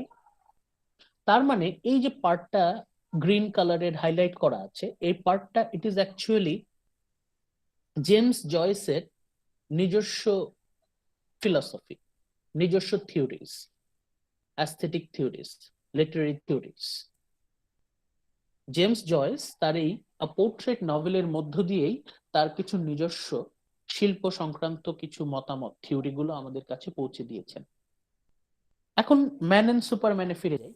ম্যান এন্ড সুপারম্যানে আপনাদের মনে আছে কিনা, জর্জ বার্নার্ড শ নাটকের শেষে একটা সাপ্লিমেন্টারি টেক্সট দিয়েছিলেন, revolutionist handbook, the revolutionist handbook. সেখানে উনি রাজনীতি সম্পর্কে অনেক জ্ঞানগর্ভ থিওরি আমাদেরকে দিয়েছেন। That was a gift from John Tanner. কে সেই জন ট্যানার? জন ট্যানার আর কেউ না, George Bernard Shaw himself.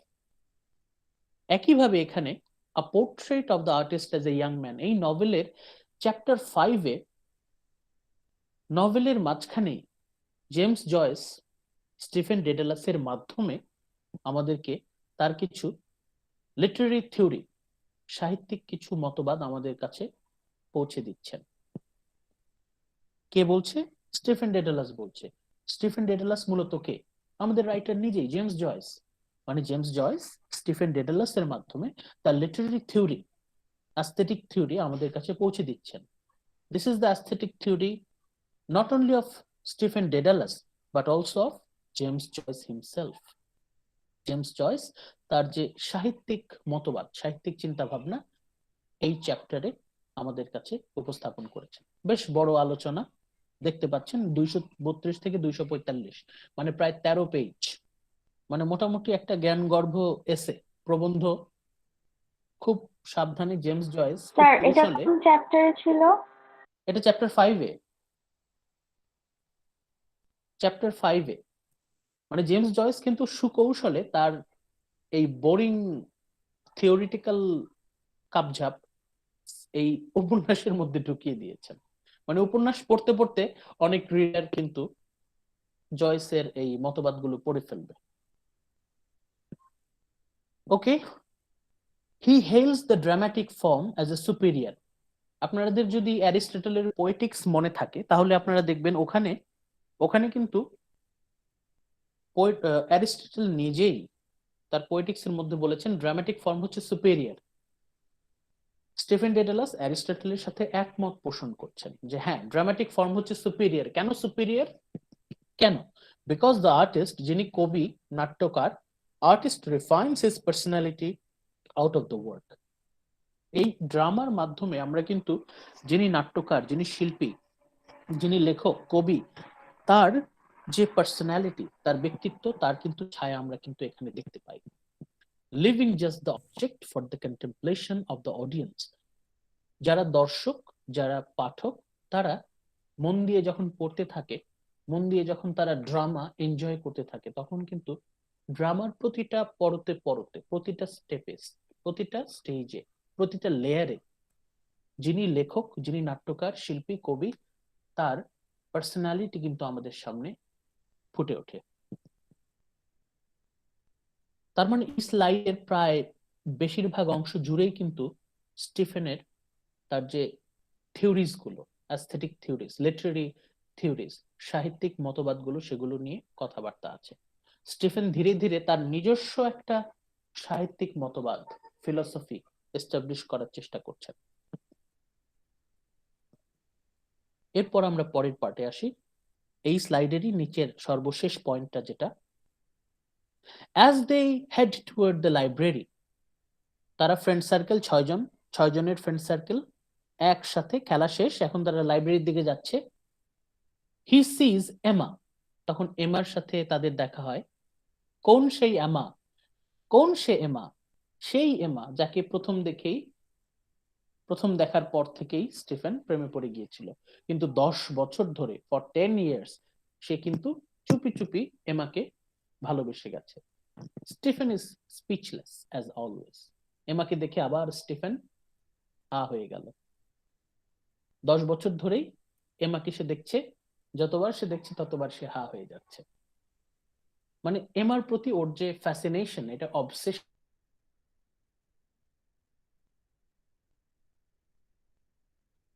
cross towards her because he thinks she flirted with a priest. যখন এমা অন্য কারোর সাথে কথা বলছে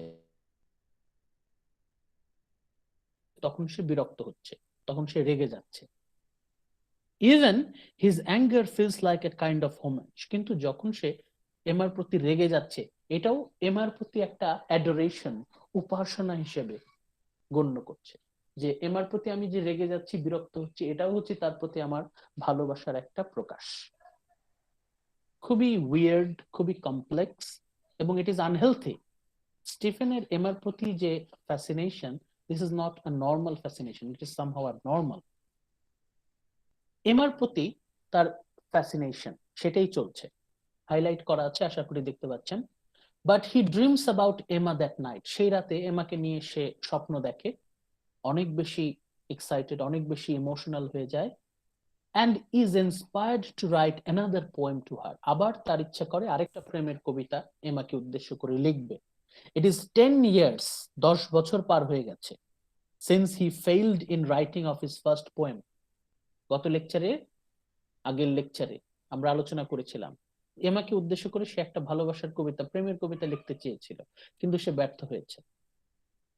এইবার 10 বছর পর, after 10 years, this time he succeeds, সে সফল হয়।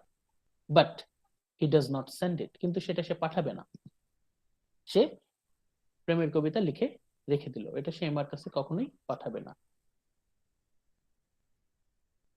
তার মানে এমার সাথে তার যে এটা সম্পর্কটা, এটা পুরোপুরি মনে মনে, টোটালি ইন স্টিফেন্স মাইন্ড। সে কিন্তু কখনোই এমার সাথে কথা বলেনি, কোনো ধরনের ইন্টারাকশনে যায়নি, কোনো ধরনের চিঠি চালাচালি হয়নি। সে মনে থেকে এমাকে মানে এমার প্রতি তার একটা অবসেশন সবসময় রয়ে গেছে।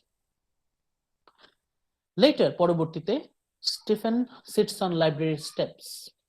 বন্ধুরা তাদের গল্প শেষ, তারা চলে গেছে, স্টিফেন একাই বসে আছে লাইব্রেরি স্টেপে। He dreamily watches birds flying through the air. তখন সে দেখতে পাচ্ছে পাখি উড়ছে আকাশে। পাখির ওড়া দেখে স্টিফেনেরও মনে হচ্ছে সে উড়ে যাবে। গত ক্লাসে বলেছিলাম স্টিফেন ডেডালাসের নামের শেষের অংশ, it comes from Greek myth, the myth of Daedalus. Daedalus তার বন্দি দশা থেকে পালিয়ে গিয়েছিল পাখা তৈরি করে, পাখা মেলে। পাখিরা যেমন উড়ে উড়ে সব জায়গা থেকে পালিয়ে চলে যেতে পারে, একইভাবে যাই, উড়ে উড়ে পালিয়ে যাই।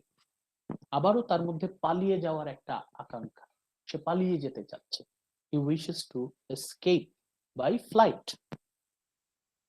Some nearby boys begin to argue about politics. ওইদিকে পলিটিক্স নিয়ে আবার কচকচানি শুরু হয়েছে, সবাই রাজনীতি নিয়ে অনেক বেশি এক্সাইটেড, সবাই রাজনীতি নিয়ে বকবক শুরু করলো।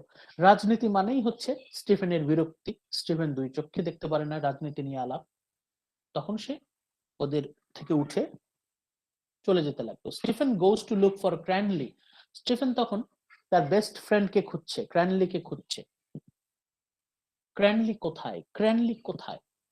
হি finds him in the library. দেখে যে লাইব্রেরির ভিতরে ক্র্যানলি বসে আছে, puzzling over chess problems with a medical student name Dixon. Cranly তখন এক মেডিকেল স্টুডেন্টের সাথে দাবা খেলায় ব্যস্ত। লাইব্রেরির ভিতরে তারা দাবা খেলছে, দাবা খেলার কোন একটা চাল নিয়ে সে ভাবছে। তখন স্টিফেন ক্র্যানলিকে গিয়ে বলছে, he wants to speak to Cranly. ক্র্যানলিকে বলছে তুমি ওঠো, তোমার সাথে কথা আছে। কিন্তু ক্র্যানলি বলছে দাঁড়াও দাঁড়াও, দাবার খেলাটা শেষ করি। দাবা খেলতে গেলে যেমন হয়, দাবা খেলা ছেড়ে উঠতে চায় না। ক্র্যানলি এরকম আস্তে আস্তে বলছে ওয়েট ওয়েট ওয়েট। ওইদিকে স্টিফেন হচ্ছে খুবই রেসলেস, স্টিফেন হচ্ছে তাগাদা দিচ্ছে। ক্র্যানলি বলছে আচ্ছা আসছি আসছি, সমস্যা। লাইব্রেরি থেকে অনেকক্ষণ পর বের হচ্ছে, স্টিফেন খুবই বিরক্ত।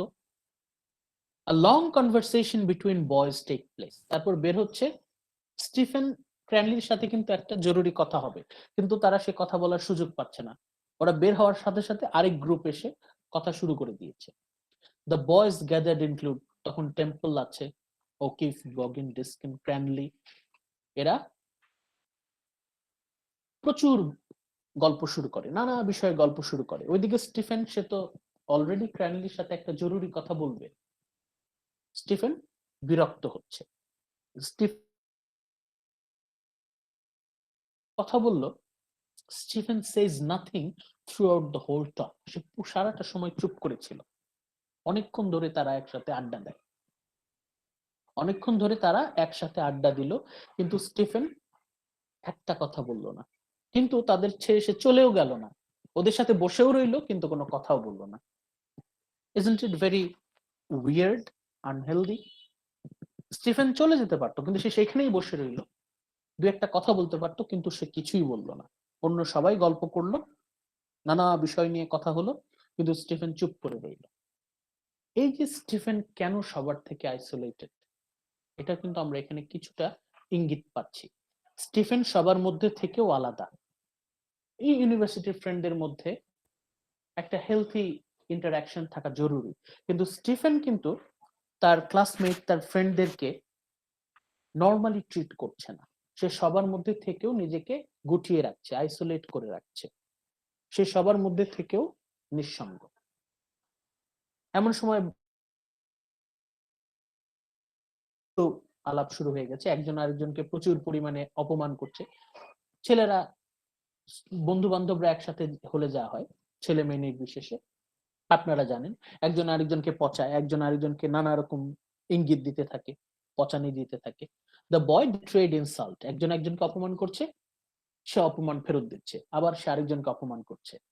এরকম পচানি চলছে, নানা রকম ব্লাস্টার, নানা রকম শ্বাসরুদ্ধকর স্পাইসি গসিপ চলতে থাকে। স্টিফেন এইসবের কোনো কিছুতেই আগ্রহী না। Stephen Dedalus becomes distracted from their talk. Stephen সেই থেকে তার মনোযোগ অন্যদিকে চলে গেল। এমনিতেই তো সে খুবই চাপা স্বভাবের, অন্তর্মুখী, ইন্ট্রোভার্ট।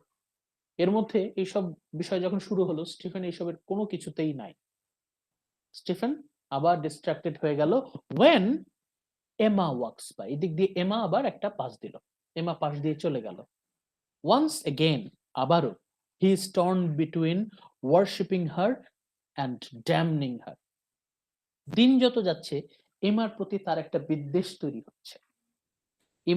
এমার জন্য তার একটা ওয়ার্শিপিং অ্যাটিটিউড আছে। এমাকে সে যেন প্রায় পূজা করে পারলে।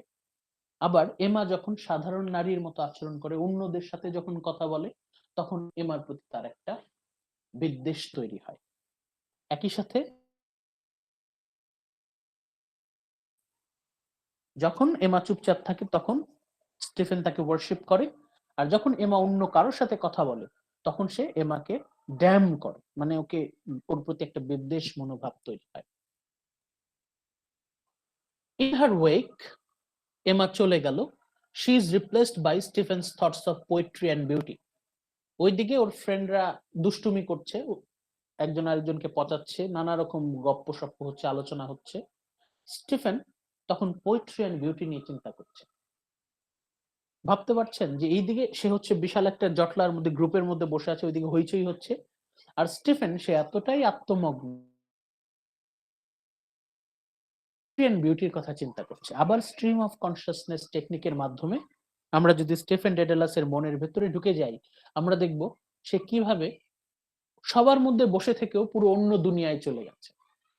মিনওয়াইল টেম্পল অ্যান্ড ক্র্যানলি, এর মধ্যে টেম্পল ওই যে ছেলেটা শো অফ করে, আর ক্র্যানলি স্টিফেনের বেস্ট ফ্রেন্ড, এরা আবার এদের মধ্যে they are getting involved in a war of insults.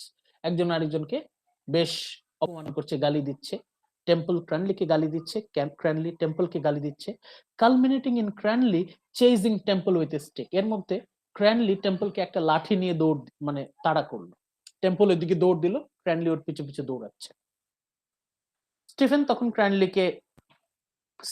তখন ক্র্যানলিকে ধরলো, বললো যে come away with him on a walk. Stephen তখন ক্র্যানলিকে রিকোয়েস্ট করলো যে অনেক দুষ্টুমি হয়েছে, অনেক ছেলে মানুষ হয়েছে, এখন আসো, এইদিকে কথা আছে। সে অনেকক্ষণ আগে কিন্তু ক্র্যানলির সাথে কথা বলার কথা, সেই স্টিফেন কিন্তু চুপ করে বসে আছে। ক্র্যানলি কখন ফ্রি হবে?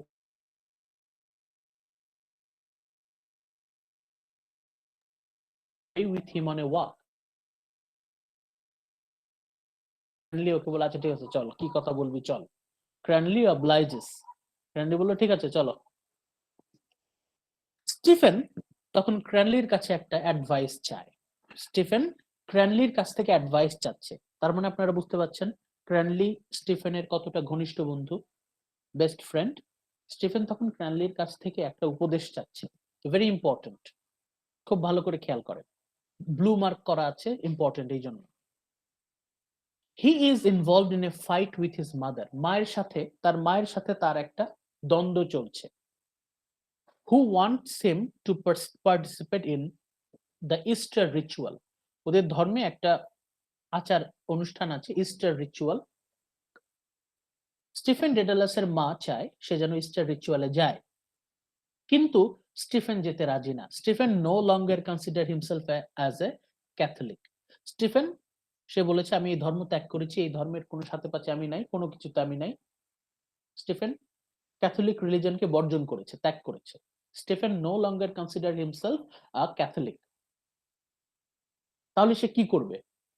এইদিকে মাকেও সে কষ্ট দিতে পারছে না, তোকে অসম্মান করতে পারছে না।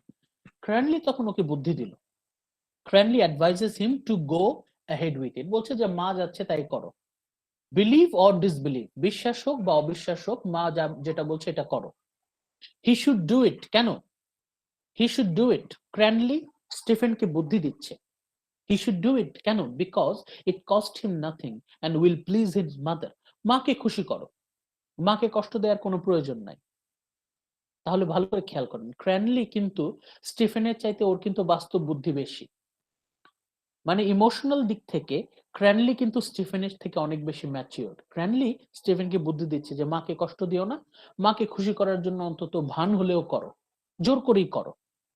But for Stephen, Cranly's suggestion seems like a compromise of his integrity. কিন্তু স্টিফেনের মনে হচ্ছে এই কথা শুনলে তার নিজের সাথে নিজেকে অপমান করা হবে, নিজেকে বঞ্চিত করা হবে। মানে স্টিফেন যে ইমোশনালি ইম্যাচিউর তার একটা সংকেত এখানেও পাচ্ছি। মানে স্টিফেন অ্যাকচুয়ালি ও কিন্তু একগুঁয়ে স্বভাবে। সে নিজের যে ইন্টিগ্রিটি, নিজের ইন্টিগ্রিটিকে সে কখনোই অবহেলা করতে চাচ্ছে না, সে কোনোভাবেই নিজের সাথে কম্প্রোমাইজ করবে না, সে ধর্মকে বিশ্বাস করে না, সে ধর্মের কোনো অনুষ্ঠানেই নাই, সে মাকে খুশি করতে হলেও সে অভিনয়টা করতে পারবে না, তাহলে সে এটা তার নিজের কাছে নিজে কম্প্রোমাইজ করা হবে। মানে স্টিফেন কখনোই নিজেকে অপমান করতে চায় না, তার আত্মসম্মান বোধ অনেক বেশি প্রখর। কিন্তু ক্র্যানলি তখন স্টিফেনকে অনেক বুঝায়, ক্র্যানলি স্টিফেনকে অনেক বুঝায়। They have a long conversation about religion. তখন ওরা দুজন মিলে রিলিজিয়ন, পলিটিক্স, ফ্যামিলি, আয়ারল্যান্ড, যে বিষয়গুলো নিয়ে স্টিফেনের আপত্তি বিতৃষ্ণা সবগুলো ভালো করে খেয়াল করেন। রিলিজিয়ন, সে রিলিজিয়নকে ত্যাগ করেছে। পলিটিক্সকে সে দেখতে পারে না ছোটবেলা থেকেই। ফ্যামিলির প্রতিও তার একটা দূরত্ব। আয়ারল্যান্ড ছেড়েও সে চলে যাবে। মানে স্টিফেন যেসব বিষয়গুলো বাদ দিয়ে চলে যাচ্ছে, বাদ দিয়ে দিয়েছে অথবা বাদ দেবে, সেই সব নিয়ে ক্র্যানলি স্টিফেনকে কিন্তু বোঝানোর চেষ্টা করে। স্টিফেন তখন বাধ্য হয়। Stephen admits under Cranly's intelligent questioning. Cranly মানে এই দিক থেকে ক্র্যানলি স্টিফেনের থেকেও অনেক বেশি ম্যাচিওরড। ক্র্যানলি ওকে মানে বোঝাতে সক্ষম হয় দ্যাট সামটাইমস, একটা সময় স্টিফেন স্বীকার করতে বাধ্য হয়, sometimes he fears that Catholic church is right. Stephen মাঝে মাঝে ভয় পায় যদি এমন হয় ক্যাথলিক চার্চই ঠিক, and he will be damned to sent to hell। এমন তো হতে পারে যে স্টিফেন যেটা ভাবছে সেটা ঠিক না, ক্যাথলিক চার্চ যেটা ভাবছে সেটাই ঠিক। তাহলে স্টিফেন এই যে ক্যাথলিক চার্চকে ছেড়ে দিল, তাহলে তো আজীবন অনন্তকাল নরকে পুড়তে থাকবে। সে বলল he still must choose as he will choose। তারপরেও স্টিফেন বলছে যে আমি যেটা ভালো মনে করব সেটাই করব, আমাকে যদি অনন্তকাল নরকে পুড়তে হয় আমি নরকে পুড়তেও রাজি, কিন্তু আমি কখনোই নিজের ইচ্ছার বিরুদ্ধে কোনো কিছু করব না। মানে স্টিফেন যে কতটা সেলফিশ, কতটা যে সে একগুঁয়ে স্বভাবের, তার কিন্তু আমরা এখানে একটা প্রমাণ পাচ্ছি। স্টিফেন বলছে যে আমি নরকে যেতে হলেও যাব, কিন্তু তারপরেও আমার যেটা ভালো মনে হয় আমি সেটাই করব।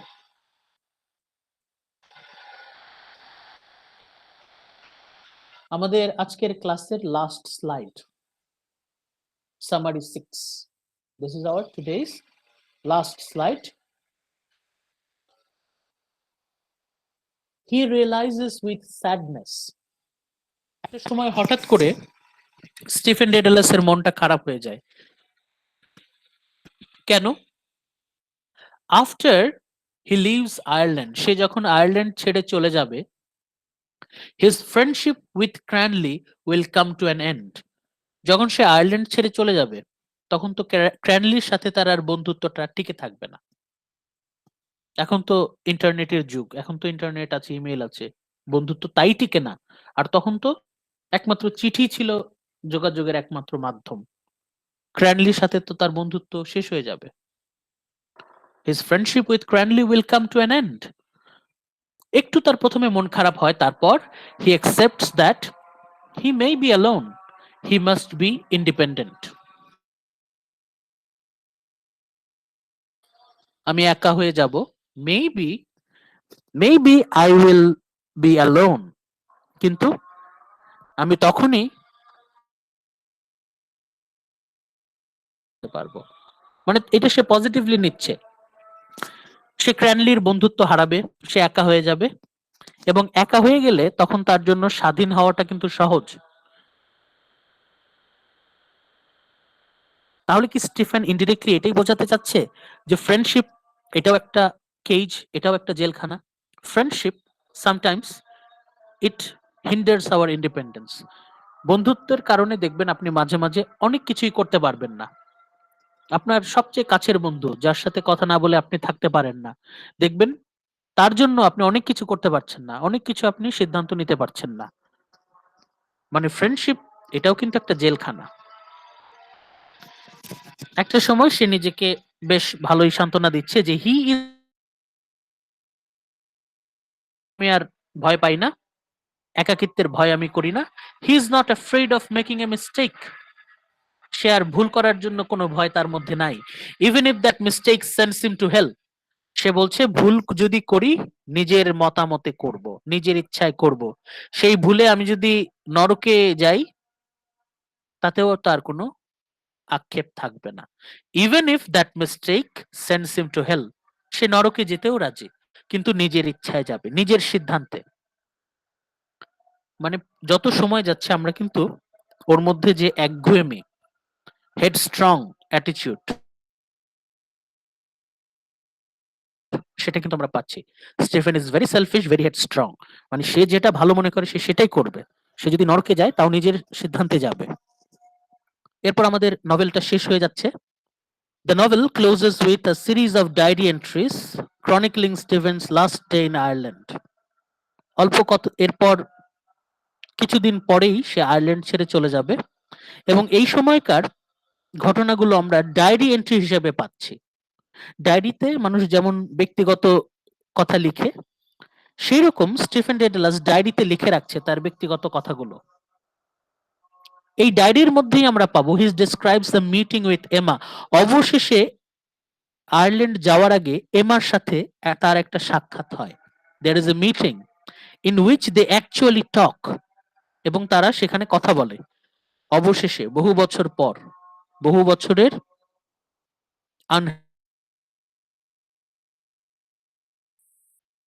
কথা হচ্ছে, স্টিফেন ডেডালাসের সাথে এমার সাথে কথা হচ্ছে।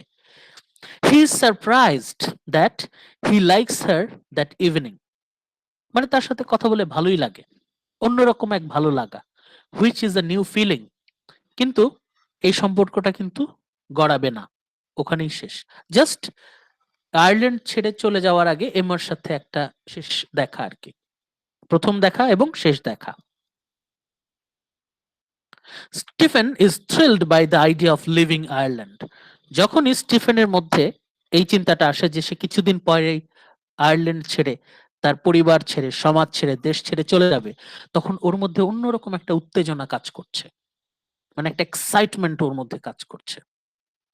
এই ওর এক্সাইটমেন্ট তার জার্নাল, তার ডায়েরিতে মাঝে মাঝে আমরা দেখতে পাবো। His journal entries include small experiments in writing. Stephen তার লেখালেখি নিয়ে নানা রকম পরীক্ষা নিরীক্ষা করছে। স্টিফেন নতুন ধরনের লেখার পদ্ধতি, রাইটিং স্টাইল, লেখার কলা কৌশল নিয়ে সে গবেষণা করছে, পরীক্ষা নিরীক্ষা করছে। যেহেতু সে লেখক হতে চায়, সে পুরাতন লেখকদের মতো সে লেখালেখি প্র্যাকটিস করতে চায় না, সে অন্যরকম নতুন কিছু লিখতে চায়। সে নতুন ভাবে উপন্যাস, গল্প লিখতে চায়। বিফোর হি লিভস, আয়ারল্যান্ড ছেড়ে চলে যাবে, হিজ মাদার টেলস হিম, তার মা তখন তাকে একটা কথা বলে, তার মা তাকে একটা কথা হাইলাইট করা আছে, দেখেন, হি will learn something of human heart. মা তখন বলে যে তুমি ইন্টেলেকচুয়ালিটির দিক থেকে অনেক ম্যাচিউরড হয়েছো, কিন্তু মানুষের হৃদয়, মানুষের আবেগ অনুভূতি সম্পর্কে এখনো তুমি কাঁচা।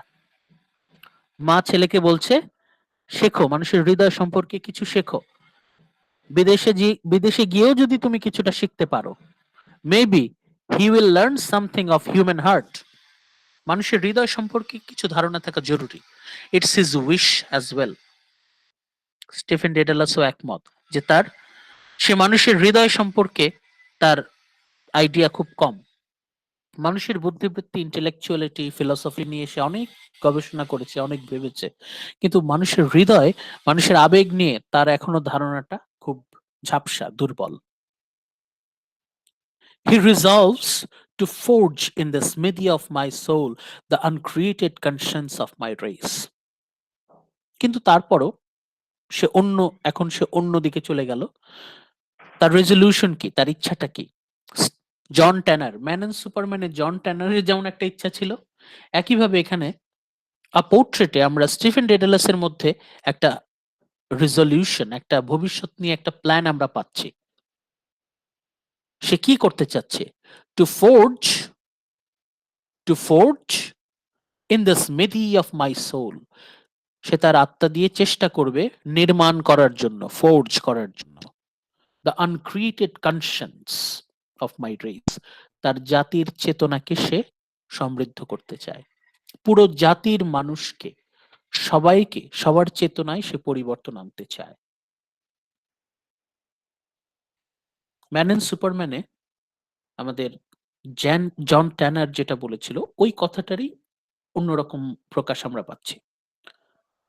এটা হচ্ছে আমাদের স্টিফেন ডেডালাসের ইচ্ছা, সে জাতির চেতনায় পরিবর্তন আনবে। দেশ ছেড়ে সে চলে যাচ্ছে।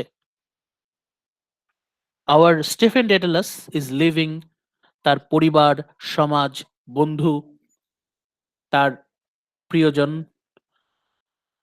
রাজনীতি, দেশপ্রেম সবকিছু ছেড়ে সে চলে যাচ্ছে। কার নামে? কার নামে সে রওনা দিল?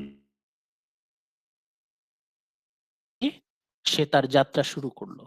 He invokes Daedalus, the mythical artificer, as he makes his way into the world. সে তার দেশ ছেড়ে ইউরোপে পাড়ি জমাচ্ছে, দেশ ছেড়ে উড়ে যাচ্ছে, পালিয়ে যাচ্ছে।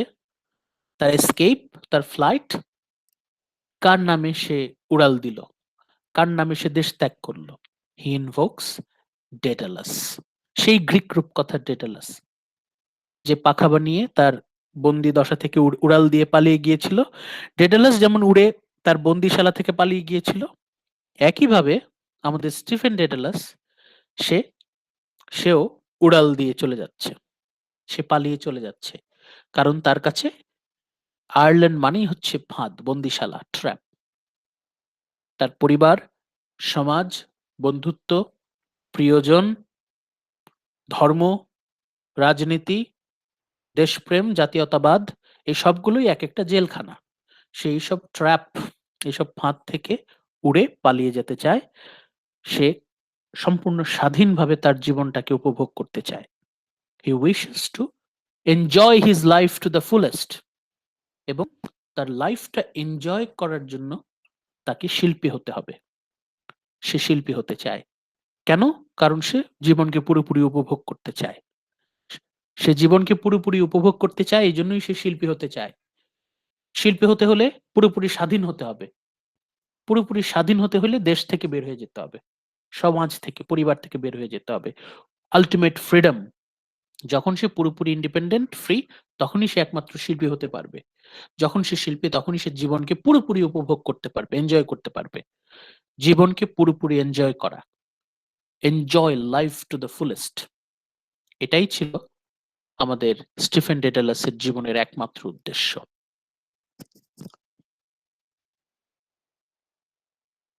এই ছিল আমাদের আজকের আলোচনা। এই দিয়ে আমাদের আলোচনা শেষ। আজকে আমরা চ্যাপ্টার 5 শেষ করলাম। একই সাথে আমাদের আজকে এই 15th লেকচার, 15তম লেকচারের মাধ্যমে আমাদের এই text A portrait of the artist as a young Man by James Joyce, এটাও শেষ হলো। গত লেকচার, লেকচার 14 এন্ড লেকচার 15, এই দুটো লেকচার যদি আপনারা মন দিয়ে, মনোযোগ দিয়ে কভার করতে পারেন, তাহলে আপনাদের মোটামুটি ফাইনালের অনেক, মানে অনেক কভার হয়ে যাবে। মানে গত 4-5টা লেকচারে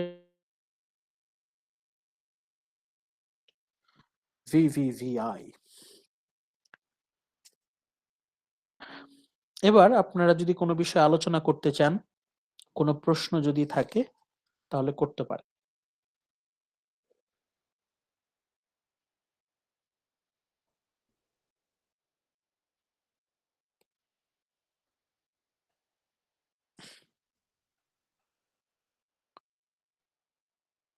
স্টিফেন ডেডালাসের সাথে নিজের যে সিমিলারিটি, মিলগুলো খুঁজে বের করার চেষ্টা করবেন।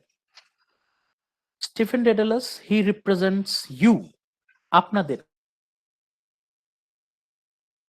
এখন প্ল্যান করছেন বাইরের ইউনিভার্সিটিগুলোতে, ইউরোপ, আমেরিকা, অস্ট্রেলিয়া, কানাডা, এই ইউনিভার্সিটিগুলোতে নিশ্চয়ই আপনারা ট্রাই করবেন।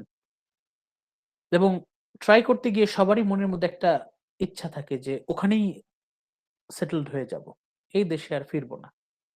এই দেশে তো রাজনীতি ছাড়া, রাজনৈতিক পৃষ্ঠপোষকতা ছাড়া কোন রকম উন্নতি অসম্ভব। আর এই দেশে যারা ফান্ডামেন্টালিস্ট, যারা ধর্মান্ধ, তাদের কারণে তো কোনো কিছু বলাই কঠিন।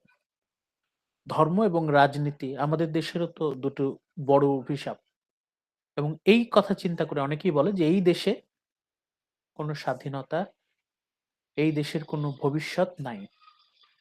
সবাই চায় যত তাড়াতাড়ি সম্ভব স্কলারশিপ নিয়ে কোনো না কোনো ভাবে মোটামুটি বিদেশে গিয়ে একটা ডিগ্রি নিয়ে চাকরি করে ওখানে সেটেল হয়ে যেতে।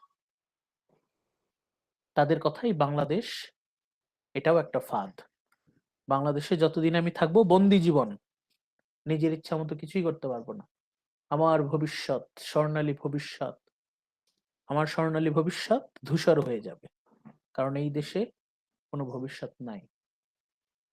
আপনাদের 99.99% এর মনেই এই কথাটা আছে। আপনারা মুখে স্বীকার যদি নাও করেন, তাও এটা কিন্তু আপনাদের মনে আছে। সেই আপনাদের মন মানসিকতা, আপনাদের মন মানসিকতারই বড় একটা অংশ কিন্তু স্টিফেন ডেডালাস রিপ্রেজেন্ট করছে। স্টিফেন ডেডালাস, গত ক্লাসে বলেছি, আমাদেরই একজন। He is one of us, but still he is unique from us. আমাদের মতোই একজন, কিন্তু আমাদের থেকে কিছুটা আলাদা। আপনাদের এই জিনিসটা ফিল করতে হবে। স্টিফেন ডেডালাসের মধ্যে কখনো না কখনো আপনি নিজেকে খুঁজে পাবেন। স্টিফেন ডেডালাসকে স্টাডি করা মানেই হচ্ছে নিজেকে স্টাডি করা। নিজেকে চিনতে পারবেন, নিজের অনেক সিদ্ধান্ত পরিষ্কার হবে, অনেক বিষয় সম্পর্কে আপনার আইডিয়াটা ক্লিয়ার হবে। স্টিফেন ডেডালাস তার বন্ধুদের মাঝে থেকেও সে নিঃসঙ্গ। ওরা কত এনজয় করছে, গল্প করছে, মজা করছে। কখনো কখনো দেখবেন আপনি সবার মধ্যে থেকে মজা করতে পারছেন না, আপনার মন অন্যদিকে চলে যাচ্ছে। স্টিফেন ডেডালাসকে আমরা যদি ফিল করি, তাহলে নিজেকে চিনতে পারবেন, আপনাদের মধ্যে সেলফ আন্ডারস্ট্যান্ডিং আসবে, নিজেকে চিনতে পারবেন। আপনি কে, আপনার মন কিভাবে কাজ করছে, যে stream of consciousness technique. James Joyce তার স্ট্রিম অফ কনসাসনেস টেকনিকের মাধ্যমে দেখিয়েছেন কিভাবে এই স্টিফেন ডেডালাসের মনের মধ্যে আমরা ঢুকে যাই, একদম ব্রেইন স্ক্যান করে তার সব থট প্রসেস, সব চিন্তা পদ্ধতি আমাদের সামনে পরিষ্কার হয়ে যাচ্ছে।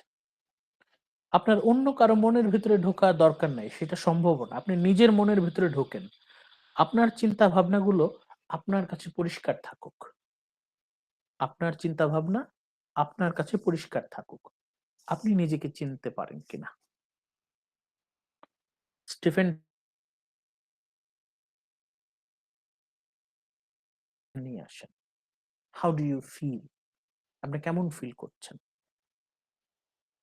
Stephen Daedalus represents us, still he is unique from us.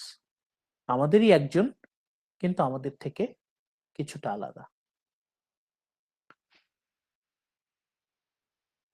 কিছু আলোচনা করতে চান আপনারা, যদি কোনো কোয়েশ্চেন করতে চান করতে পারেন। আমাদের ফাইনালের কোয়েশ্চেন গুলো হবে হচ্ছে এই স্টিফেন ডেডালাসকে ঘিরে। স্টিফেন ডেডালাস, জেমস জয়েস এবং আপনি, অবশ্যই আপনি থাকবেন তার সাথে, নিজেকে রিলেট করবেন।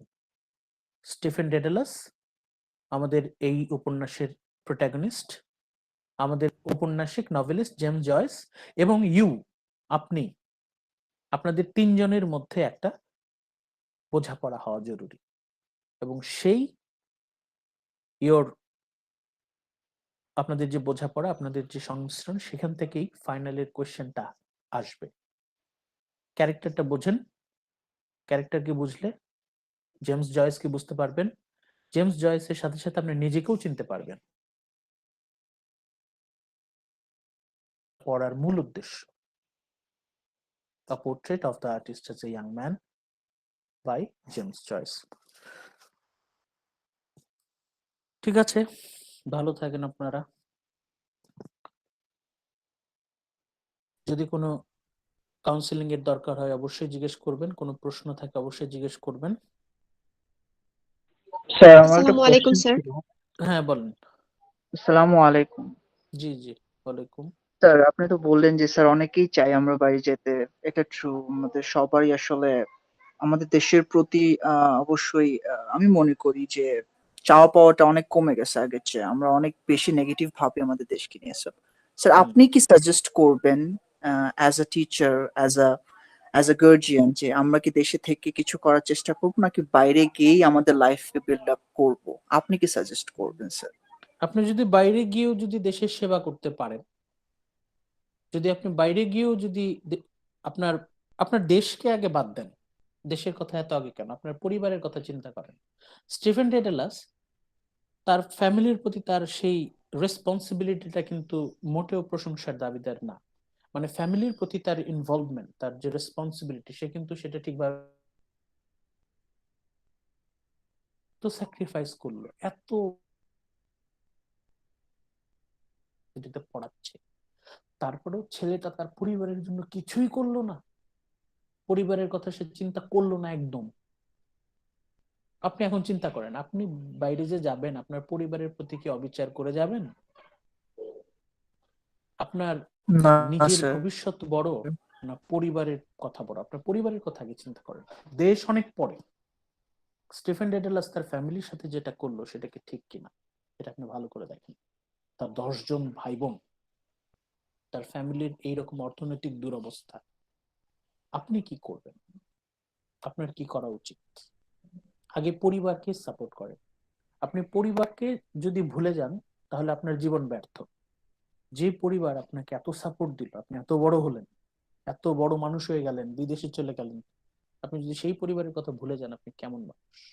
পরিবারের কথা মাথায় রাখবেন। পরিবারের কথা মাথায় রেখে আপনি যদি বিদেশে যান, যদি বাইরে যান, সেটেলড হন, হোক, ফ্যামিলির কথা ভুলবেন না, ফ্যামিলিকে সাপোর্ট দেবেন। তারপরে যদি আপনার সেই শক্তি থাকে, ইচ্ছা থাকে, আপনি দেশের জন্য কাজ করেন। ফ্যামিলির কথা আপনি যতদিন পর্যন্ত চিন্তা করবেন ততদিন পর্যন্ত অটোমেটিক্যালি দেশের কথা আপনার মনের মধ্যে আসবে।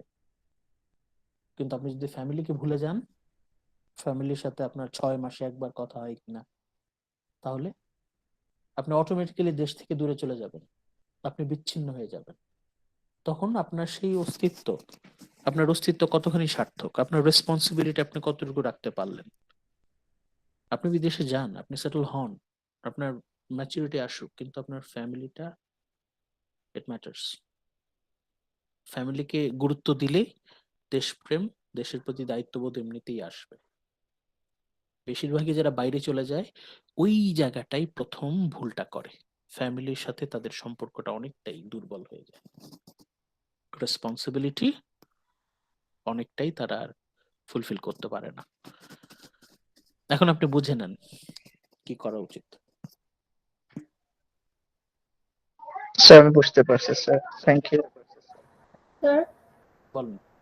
এখানে মানে নিজের বাইরে যাওয়ার আইডিয়াটা রং না। আমরা যদি প্রপারলি নিজেদের মানে দায়িত্ব কর্তব্য মেনটেন করে বাইরে যেতে পারি তাহলে কোনো সমস্যা নাই।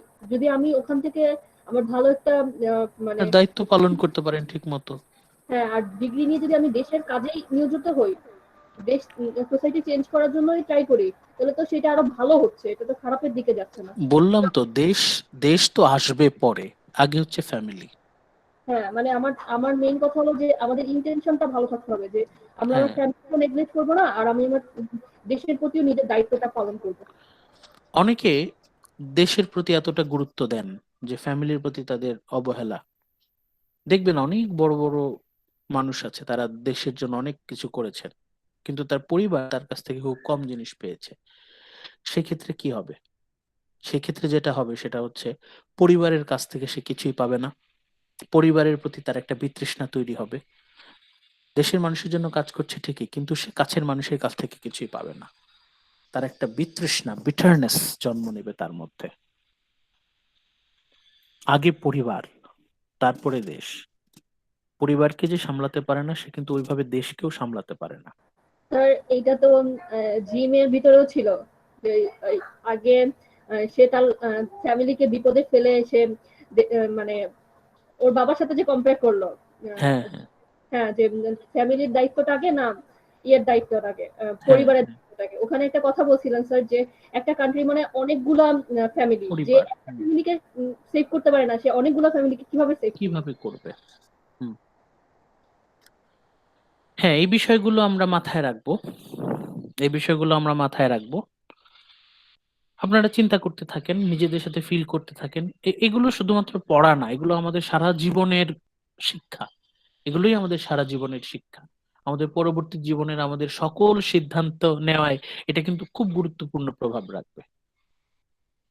যতটুকু পারেন আপনারা যা পড়ছেন সেটা থেকে নিজের জীবনে নেয়ার চেষ্টা করবেন। এটাই হচ্ছে আমাদের একমাত্র ইচ্ছা, যে আপনারা আপনাদের লাইফে কিছু লার্নিং নিয়ে নেন।